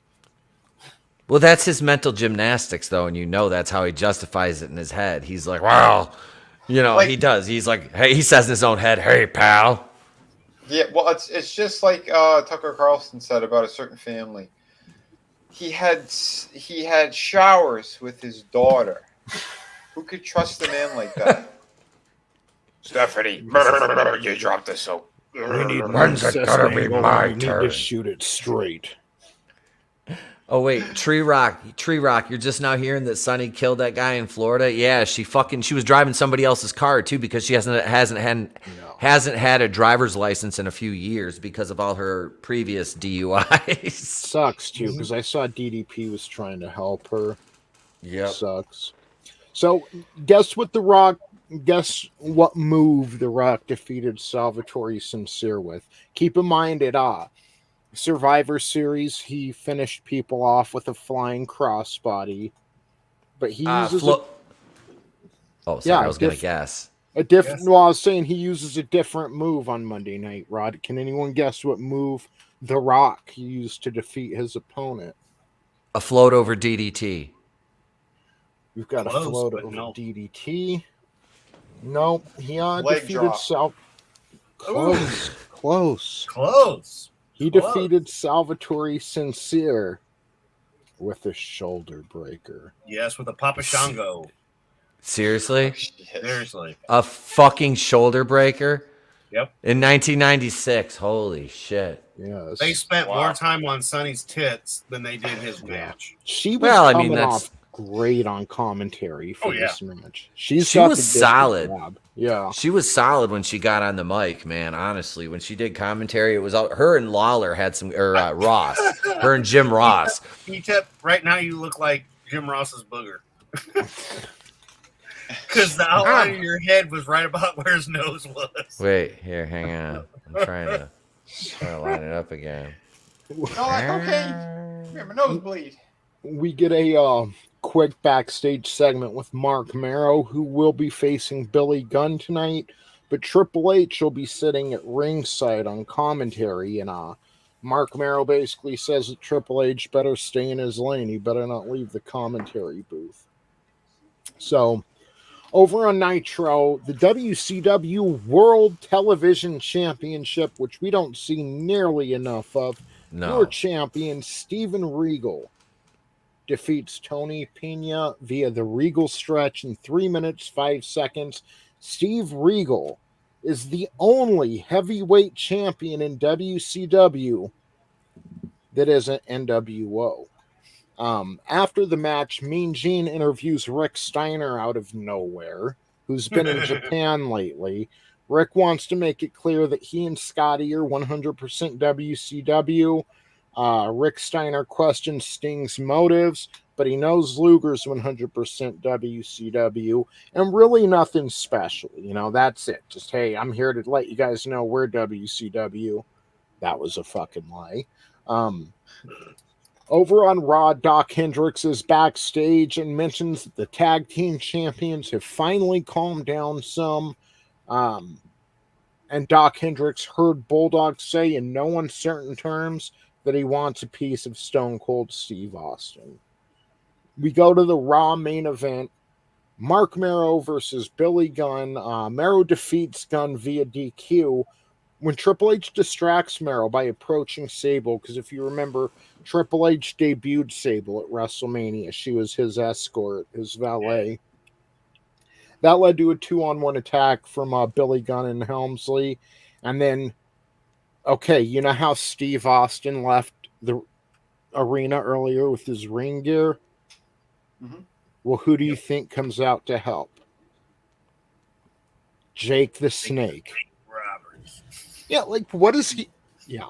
Anyway, Jake the Snake randomly comes out to help Mark Mero, and that's the end of Raw. That's weird. Like, it's like they pulled the name out of a hat. So that's the end of hour 1. With that being said, I have a question for everyone on the panel and everyone in the chat. So I'd like to know what you think. Hail, Angelous Draven. You know what? I would do it now. I would just let me look at your glamour shot, and I'd do it now, Draven. Hail, Frankie Knows. Okay, so I've got a question for everybody. I'll go around the panel. Everyone, just try to answer the question, maybe 2 or 3 sentences if you could. If you had the ability to travel back in time to only save one, you can only save one. You're like, you got Cable's thing from Deadpool 2. You can only do it once, okay? Mm-hmm. Would you prevent Owen Hart from pile driving Steve Austin at SummerSlam 97? Or would you save Owen Hart's life at Over the Edge 99? Stop Owen from pile driving. Yeah. Sorry. Okay. What about you? That's it. What about you, Adam? Yeah, same. Ditto. Vinny? I'll tell you why. That's the correct answer, because his career would have been on a different track. So I would have said yes, stopping him from hurting Stone Cold like that. Yeah. Steve Austin would have wrestled till at least 2010 if he didn't get injured like that. He would have, but on top of it too, Stone Cold, maybe that also saves Owen, where he doesn't end up in that gimmick because we don't True. know. Very that's true. what I just said. That's what I just It's said. a ripple effect. That's exactly what would have happened, because there would have been a change in the guard as well. There's a lot that could have happened from that point. Yeah, Owen might have gotten over in that feud with Austin had they had a couple more matches. And because they were having a great fucking match. It's the ending that was completely ruined. Yeah, that Austin asked him not to do 3 times in the back, and he did it anyway. Yeah. Yeah. He thought he was ripping him. He thought it was a joke. And they're in the ring. He's like, all right, we're going to do the spot. And he just he sat. Yep. So what say you guys in the chat? If you could go back and only do one of these things, would you prevent the pile driver that Owen gave Steve Austin at SummerSlam 97, or would you save Owen Hart's life at Over the Edge 1999? Let us know, and we'll check those out here in a little bit. Now let's see what some of these comments say. The commentary during that Triple H match, I had gotten those sound clips and sent to you guys a couple weeks back because of the shit that Helmsley says during that Mark Merrill match. Dude, how he'll use anybody as he needs fit. Oh, it was just Well, what about my daughter?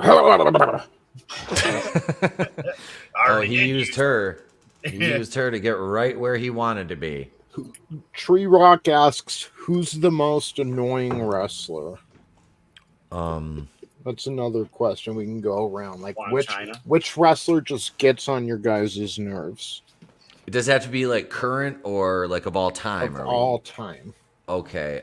There was one. I wasn't really watching at the time. I would tune in here and there, and then if this guy came on, I would shut it off and change the channel. He was this skinny little guy with bleach blonde hair, some Italian gimmick. He was running around the ring. Are you talking about Tommy Rich? No, he was scrawny. When was this?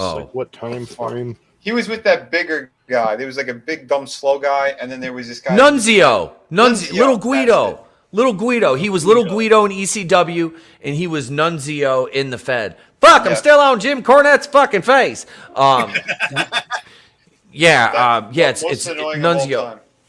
He was in the FBI with Tracy Smothers, which is also fast. Was it Freddie Joe Floyd in WWE is Tracy Smothers? So, we've got Nunzio for Vinny. What about you, Adam? I'm gonna stick with. I'm gonna stick with Cena. John Cena. All right. What about you, Etep? God, of all time, that's so difficult to compartmentalize and break down into one person. But overall, I'd probably have to go with. Oh God, this is gonna make me. But I'm not I never was really much of a Mick Foley fan.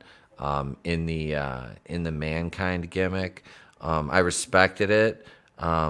But I liked him better as Mick Foley or like Cactus Jack, Jack was fun.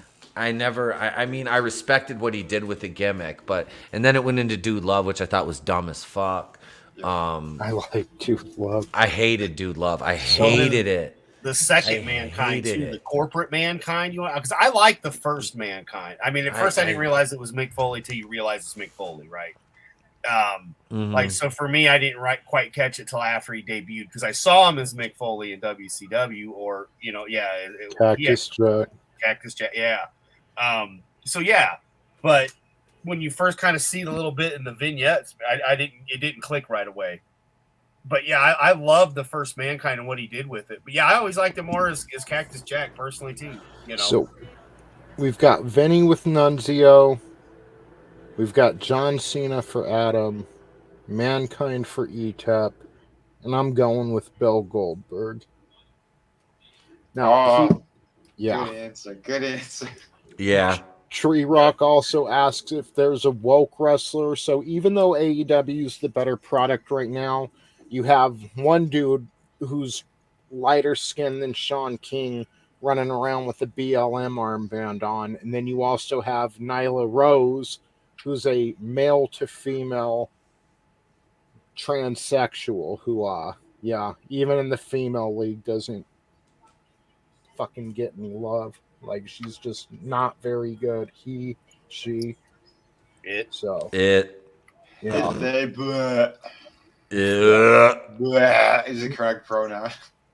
Draven even brought that up to Tree Rock. So yeah, there's some woke wrestlers. I remember Kevin Nash was on it's fine. It doesn't mean you're woke because you don't support Trump or something. But I remember Kevin Nash was like on a radio show or a wrestling show not too long after Trump got voted in. He's like, we need to get Trump out of office. This guy is just no. I'm the one that ran WCW into the ground, but Trump is the worst. So yeah. Thanks for your sound advice, Kevin. Yeah. Hey, Kevin Nash insults Trump, tears a quad. Yes. Yeah, Tree Rock, look up Sonny from like 96 through like 99. Oh, that's why he found out she killed a guy. He looked her up. He's like, oh shit. He's like, I looked up this hot chick and then I found out she killed a dude. Yeah. Murderer. Murder was the case that they gave her. Murder. In 96, I do believe. So. Yeah, she was hot once. Tammy Lynn Snatches smiling in her mugshot. Jeez. Wait. Remember, Sable got what Sonny really wanted. Why has anybody said this one yet? Hang on, Tony. I gotta highlight this right here. Have we not said this yet? Did you say this one yet? Kevin Gash. Kevin Gash. We need to put Ron Perlman's head on Kevin Nash's body. Judas Goat, yes. CM Punk is woke. Thank you. Yeah, yes. Kevin Gash. Yeah. He's up. Oh, CM dude. Punk All right. It's a tie with me. Either Nunzio or CM Punk to be the most annoying fucking wrestler. Yeah. I forgot about CM Punk, honestly. We all did. Because he hasn't wrestled in forever, and then he did get into AEW, but I haven't really seen anything of his AEW. He's injured. Yeah. Everybody in AEW is injured right now. Like half their fucking roster's hurt. I agree with Frankie Knows. Brother Love, no appeal there ever. Like, Jim Cornette was a good heel manager. Brother Love was just fucking stupid. Yep. I was a fucking great heel manager. I had the Midnight Express. Ricky Martin. Jesus. I love Ricky Thanks. Martin. I fucking hate him. He was a Rock and Roll Express. They are fucking rivals. Jesus. Kevin Jim, Nash. you don't have to shout so much, Jim. Jesus, you act like you're double vaxxed or something. What made him, though? What made him so funny? So the second hour of Monday Nitro starts with the other U.S. title first round tournament. Eddie Guerrero defeats Conan in 5 minutes, 23 seconds. And as we go into hour two, we realize that Bischoff, well, he's a heel now. He won't be hosting. He won't be commentating anymore. So Tony Schiavone will be joined by Mike Tenay and Bobby the Brain Heenan. And I think this is where Schiavone just from now on takes both hours, which is what I prefer anyway. So you can kind of tell Tony. Bischoff wasn't into it, you know. It's some weeks. Yeah. So Tony Schiavone's just the better commentator between him and Bischoff, in my opinion. Oh, yeah. Mm-hmm. So Big Bubba defeats Rick Steiner when Sting comes to the ring, and Scorpion Death drops Rick Steiner. How dare you question my loyalties, motherfucker. Giving Big Bubba the win. So, which I don't mind. Like, Rick Steiner is Rick Steiner. I mean... Rick Steiner can take a loss and it's not going to affect him at all. Yeah. No. Or he can get his ass beat and it doesn't affect me at all. Exactly. Also true. Just adds those cauliflower ears he's got. Yeah. Him and Bork Lesnar. Scotty ended up being so cool, you know, and Rick was still just like, roof, roof, running around. Yep. It's like, maybe you should have turned with your brother, dude. You think? Yeah, but Rick never had that personality like Scott did. I love them as a tag team, but yeah, Etep, I think you're dude. Yeah, Scott every so much better when he left Rick. Yep. Every tag team has a star. Every tag team has a star in it. And that's why they break. Well, except for Public Enemy and Nasty Boys. Public Enemy and what was that fucking that little I got the gift of gab and the gift of jab. That guy that Cass, Big Cass and Enzo. What was that? Enzo Amore. Enzo Amore. Yeah, Enzo Amore and Big Cass. Those two fucktards. They were. Oh my god. I liked Enzo when he first came out, and then I was like, "Oh, this is all this guy has is this one fucking." Okay. Enzo, Nunzio, oh, that's the one I was Jamie talking Noble. About. Not Nunzio, Enzo. Those were the two fucks I was talking about. Oh, Enzo and Big Cass. The most annoying. Yes. Okay. All right. Is Enzo Amore. Yeah. I thought you meant Nunzio from the FBI and when he was Little Guido in the ECW. I thought that's what you're talking about. Yeah, Enzo Amore. Guy. No. No. I was thinking of Enzo Amore. He had the stupid bleach blonde hair at that one point. They all look the same. Yeah. Fucking Italians. Right. So, Rey Mysterio. Out of line. Speaking of they all look the same, Rey Mysterio Jr. defeats Psychosis after thank God he wasn't fighting a black guy. Yeah. Psychosis goes to do Splash Mountain, which was almost like a razor's edge, but off of the top rope. This was badass. I rewound this and made my wife watch it. Mm-hmm. Imagine the razor's edge, right? But off of like the top rope or the middle rope, right? He slings Rey Mysterio forward. As Rey Mysterio starts, going forward to hit the mat, he catches Psychosis in his legs and Hurricane Rana's him. Basically a Hurricane Rana out of a razor's edge. Pretty badass, but on the top rope or the middle rope or whatever it was. Mm-hmm. Fucking pin Psychosis with that. During the match, Ultimo Dragon and Sonny Ono make an appearance to survey Rey's eventual win. Mean Gene Okerlund interviews Chris Benoit, who's beaten up on the ramp. He's got black eyes from, I guess, fighting Sullivan in they had some event in Maryland the night before World War III. That's where Luger and Arn Anderson had their rematch. I'm not quite sure what was going on, though. But Benoit also wrestled Kevin Sullivan at that event. He told Sullivan to take a look because Benoit is still here. And Sullivan's very best, as well as the Dungeon of Doom's best, wasn't enough to get rid of Benoit. Benoit tells Sullivan to look in his eyes. What do you see? Your former self, the hunger, the drive. Then woman gets on. Wife. Yeah, woman gets on the mic and says, "It's over, Sullivan. She's making the decision." Yeah. Like, okay, see you in 10 years. We take a look at the Piper Hogan contract signing for World War III at Starrcade. Again, Hogan's pulling up Roddy Piper's kilt. It's uncomfortable for everybody. Yep.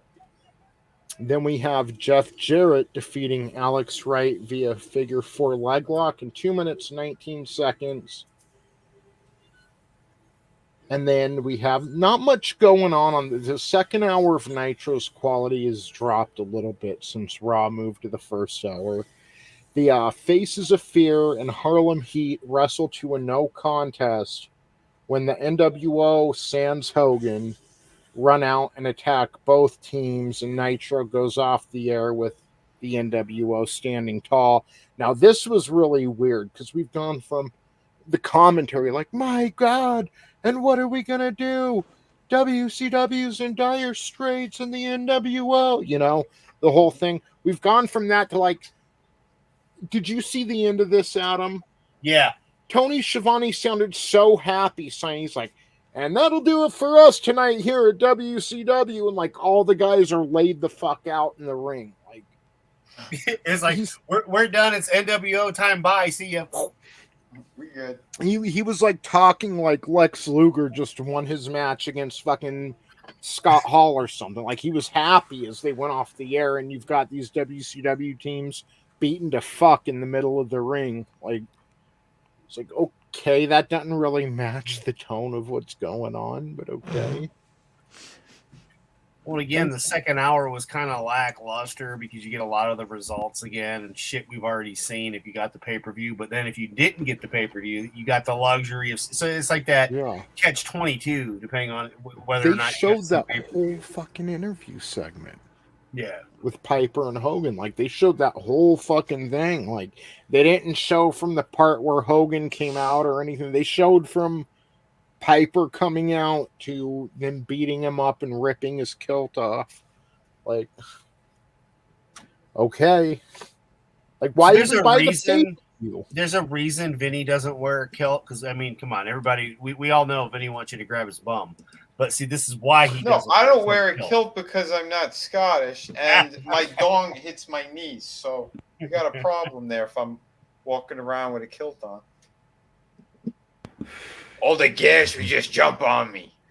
I'm like, that was. You'd be like, Ron Dashman Avatar. The tip of my head is just dragging on the floor. Not good. Ah. His head looks like an eggplant. With monkeypox. Who gave the monkeypox to the eggplant? Who did it? This guy. She shall. Sure. Ron Dashman. Sure. Monkeypox. Sure. Wuhan. So, D6 DVI, nice to see you. And excuse me for butchering your name. Mysterious Vignette, Bizarre Message, looked like Bray Wyatt. The last promo featured two different characters. Edge at the end looked like Bray Wyatt. Was that on Raw? Was that? I hope Bray Wyatt's coming back. I heard he recently trademarked Wyatt 6. And like that's what his Twitter says now or something. So I hope he's got something going on. I hope so, because he's, in my opinion, the hottest free agent in the industry right now. Judas Goat says, I don't know if he ever wrestled, but Jimmy Hart was kind of annoying. Yeah, he was. Yeah, not to the south.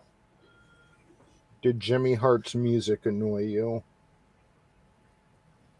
What was Jimmy? I thought Jimmy Hart just came out to the themes of the people he produced so many of the songs. Did he? That oh my god, dude! If you look at what I get copyright claims on, he's like a producer on half the WWE WWF music from like a huge like period of time.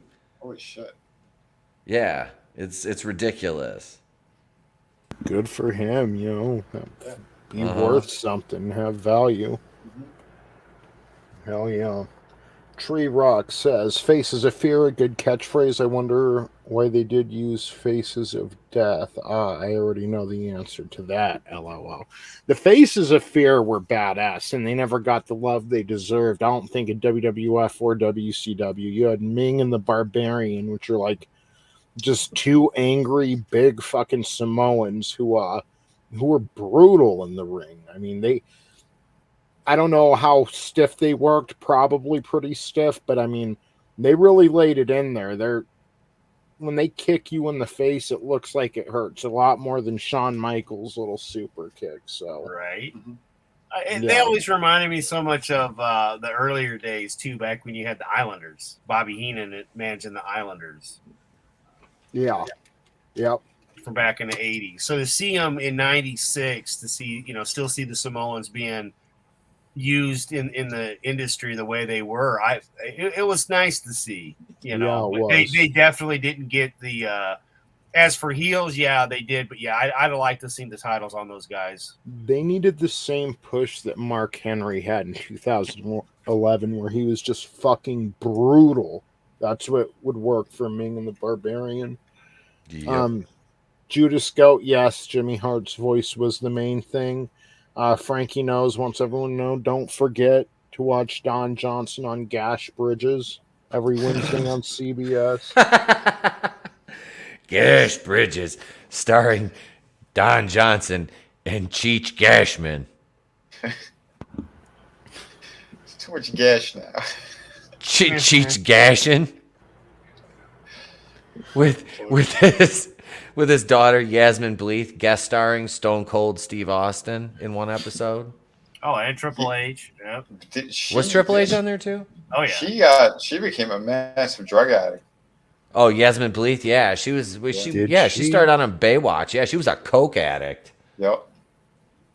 Unbelievable. Oh, she's so hot. Yeah. Yasmin Bleeth.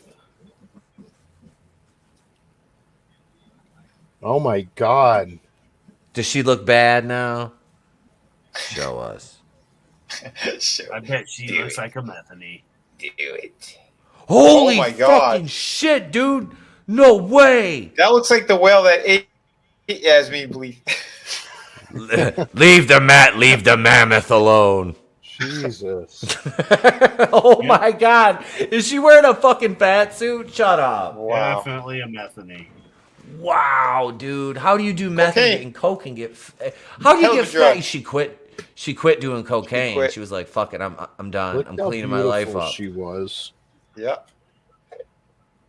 Jesus. Oh my god. She looks as bad as what was Bridget Fonda, Tony? Yes. Oh, Bridget yeah, Fonda was another one. I couldn't even Bridget recognize Fonda her. was- No, she looked fucking terrible. So does Kelly McGillis from Top Gun. You gotta put I think the year or something, right? Oh wait, no, there she is. There it was. Yeah. Like right there. There she's. Yeah. If someone told me that was her, I would have said, no, you're fucking lying. Bullshit. If she came to me and said, here's my driver's license, this is who I am, I'm like, you just have the same name. You're not the same person. Yeah, she She looks like one of the ladies that just gambles down at the local casinos out here and smokes cigarettes and That's it. always has a comp to the free buffet. Yeah, the one on Vegas. Which obviously she does not miss. Holy crap. Jesus. Yeah, she was. This is what happens when you're a female actress, and the only way to get work is to sleep with Harvey Weinstein. And those scars, they never leave you. And then you resort to drugs and food, and this is what happens. Yep. Between Yasmin and this one. You think Kelly McGillis, which it looks like she's lost some weight, but man, she was looking pretty bad there for a while too. Looks like she's gotten in better shape, but yeah. Do you think she's seen Top Gun?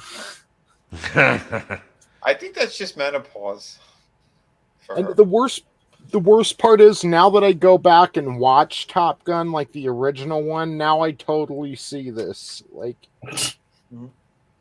why? You're scarred with the knowledge that you got from the interwebs. Right? Yeah. But if she got into shape, that's good for her. That's 52. Yeah. I don't know if that's now or if that's now. Sweet fancy Moses. She lost that love and feel. Well, listen. When you're not Tom Cruise and you're not allegedly drinking the blood of children, you can't. You're not gonna. No, the magic's not there. You know, you need your adrenochrome. I'm gonna have to. Without it, you age. I'm gonna have to get me some of that stuff. We'll see if it works. I'll let you guys know. My hair grows back. If I show up on stream and I have like a long, like flowing mane, you'll know. Would it have been funny if she was the love interest again in the new movie? Right. Well, That would have looked. It would have looked as ridiculous as that fucking fake movie they made in The Office with Jack Black and I think it was like Cloris Leachman, and he's like making out with her. Look, this is why shame is a good thing. And people are like, don't body shame me. A little body shame can turn out well. And look, now she's got the courage to meet Tom again. And The courage to meet him again. yeah, like, there's no way she was Wait, going to did meet you see? anybody looking like that. Correction. Is there a way to filter out the old version of actresses? Oh, that's from 2010. Never mind. Maybe the Don't. bigger ones are a little more recent. Don't. Oh no! Don't. Once again, it's the boosters. They do wonders to the body. Come with me, and you'll be in a world of pure boosteration. Pure inoculation. I'm kind of upset I got rid of Boostapalooza. It's when they hit my channel. I had just that was one of the funniest fucking streams. Oh fuck. Boosterpalooza. Booster Palooza. So, why don't we go ahead and from deep fakes to deep fats. Let's go around the horn. Number one, I love you guys in the chat. Thank you for fucking rocking all night, participating in the show with us. Always means the world. Etep, what have you got going on, sir? We got going Rogue tomorrow night. Not sure if I'm going to do the member stream tomorrow night or we're going to do another one during the day on Friday.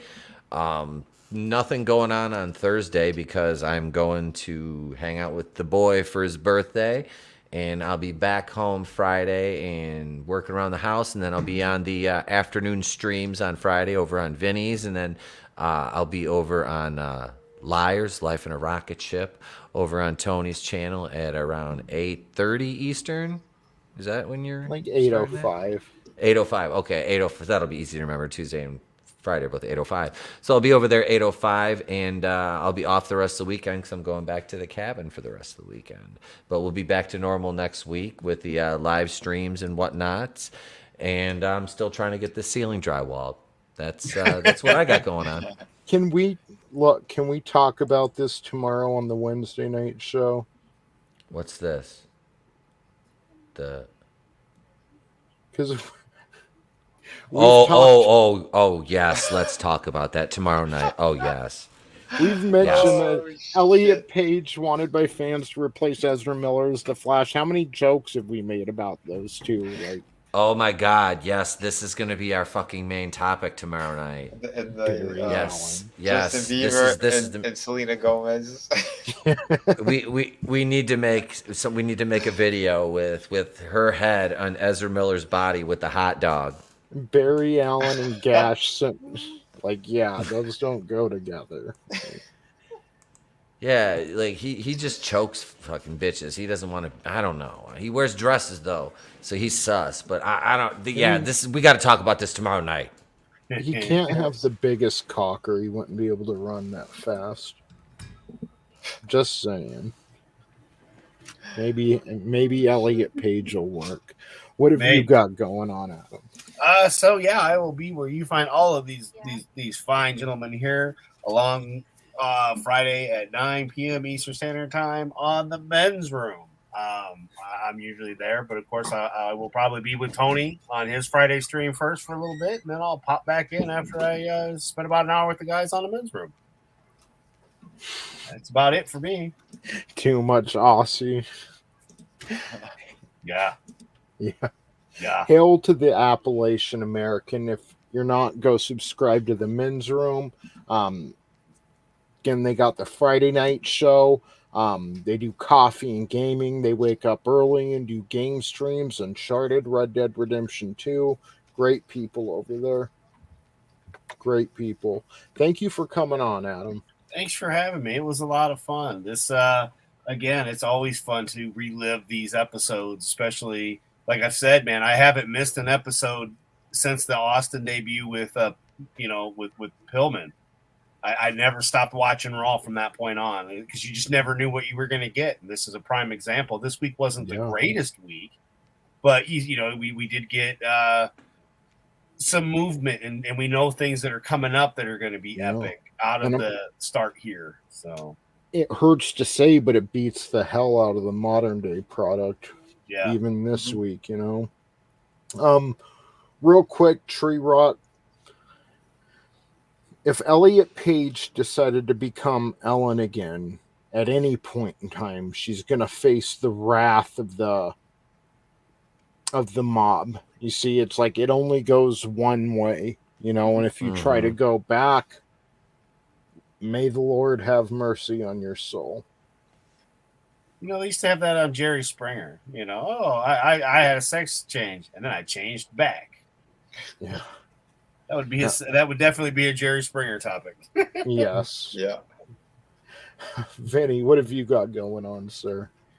Oh, you could catch me in your mom's bed laying pipe. Good old Hans Cock will have some more fantastic bombshell late breaking news before you know it. So stay tuned to VinnieArt. And I got great books. I got awesome products. Shot of the Kraken. We have Through the Woods, City of Venus. Get on all that good stuff. Grab before they're gone. They're quality, top quality. All my books are available now, and they ship immediately, like other people. So get out there, support. Go support Chris Fisk as well. He's got Infinitale Chronicles: War of the Trees. That's another awesome book. We got Sunsworn. Go sign up to Bonds. It's another fantastic project. It's going to be coming out soon. So I am doing a bunch of freelance gigs, and I'm going to be starting up again on City of Venus 2, and I can't wait. It's going to be absolutely insane and freaking fantastic. So it's a good time. I love hanging out with you guys. I love talking wrestling. Again, everybody here, much love. Remember, be kind to one another. You kick ass while you create.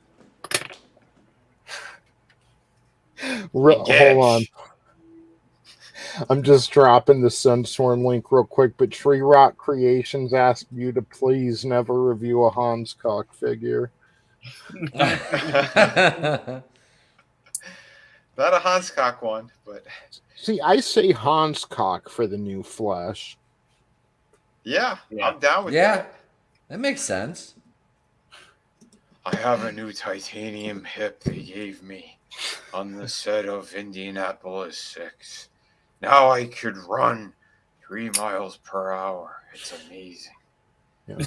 The steel plate in your femur after the production of The Force Awakens. So Kathleen Kennedy, she can't even catch me anymore. Oh, I was wrong. She could. yeah, she's got long reach. And her penis, she wrapped it around me. She used it like a lasso. It's like a hentai tentacle. Right. Ladies and gentlemen, like Etep mentioned, check us out here Friday night for Liars, Life in a Rocket Ship, where we talk about just some current social issues. Might talk a little movie news or pop culture news, just whatever's going on. The big stories of the week. That's what we'll be talking about over here. That's 8:05 p.m. Eastern Time. You can also catch me every Monday and Wednesday over on Etep's channel for Going in Raw, for Going Rogue. I'm over on Vinny's channel every Friday, Sunday. Yeah, so Fridays we've got creators over there. And again, we talk about the big stories of the week. Sundays are the chill stream. You never know what that might bring. You would know how to be just slightly better cook had you watched this past Sunday. So, yeah, that was interesting. Yeah, man. Scotsman rocks. Yeah, go rewatch that one if you missed my my Sunday chill stream. That was a blast. We had a great conversation, and we got to watch good old Scotsman cooking up again on the grill. Yeah, fantastic. Yes. So, yes, Tree Rot Creations, thank you for joining us. Keely Chow, thank you, sir. Carl, you're the best. Thanks. Another Monster, Frankie Knows. Judas Goat Barbecue. Brutal Morningwood. Again, Devi, DE6. Sound like me trying to pronounce Glenn Schroeder's name. I don't know what your name is, but thank you. Thank you. I don't know what to call. I don't know what to call you. Manliness and Motivation. Judas Goat Barbecue, thank you for pointing out CM Punk as well. Who else do we got here? Red Gaze, of course. Thank you for joining us, sir. Papa Cotton popped in for a minute. Thank you. Parrot Head. Thank you, sir. It's always a blast. Parrot Head's good people. Oh, yeah. Yes, he is. Excellent. Yeah. I think that's everyone. So if I did forget your name, you're definitely not intentional. And I appreciate you too. All the lurkers, berserkers, I appreciate y'all. We'll be back tomorrow over on Etep's, Friday on Vinny's, then a little later on my channel. And also the Red Gaze, if he does the probe on Thursdays, check that out. Great content over there. And Collectible Pass. Yes, and Collectible Pass. See, that's what we're producing content, because the content that's being made out there is so awful in the mainstream that we're trying to give you an alternative, so come spend your nights with us. The mainstream's awful, and these other people who claim to be fighting the woke culture that are actually SJWs, all they do is create drama. So, but what we do is we have a damn good time. So that's a good idea for Manliness and Motivation. We need to create the Global Armored Strike Heroes. Yes. Gash. Gash. Dun, dun, dun, gash. You can call Gash. It's the Gash team. The G team. The Gash team. The Gash team. Wait, do we have to be called the Gash team? Yes, you're the Gash team. Get out there. Fight injustice, wherever it is. And that's awesome. Manliness and Motivation. Thank you. Every episode is on the Small World ride. There's a problem on the Small World ride. Do we really have to fight Ron Perlman again? Yes. God damn it. He's like the Gashinator. Apocalypse Now. He's brain those characters. Get on the ride.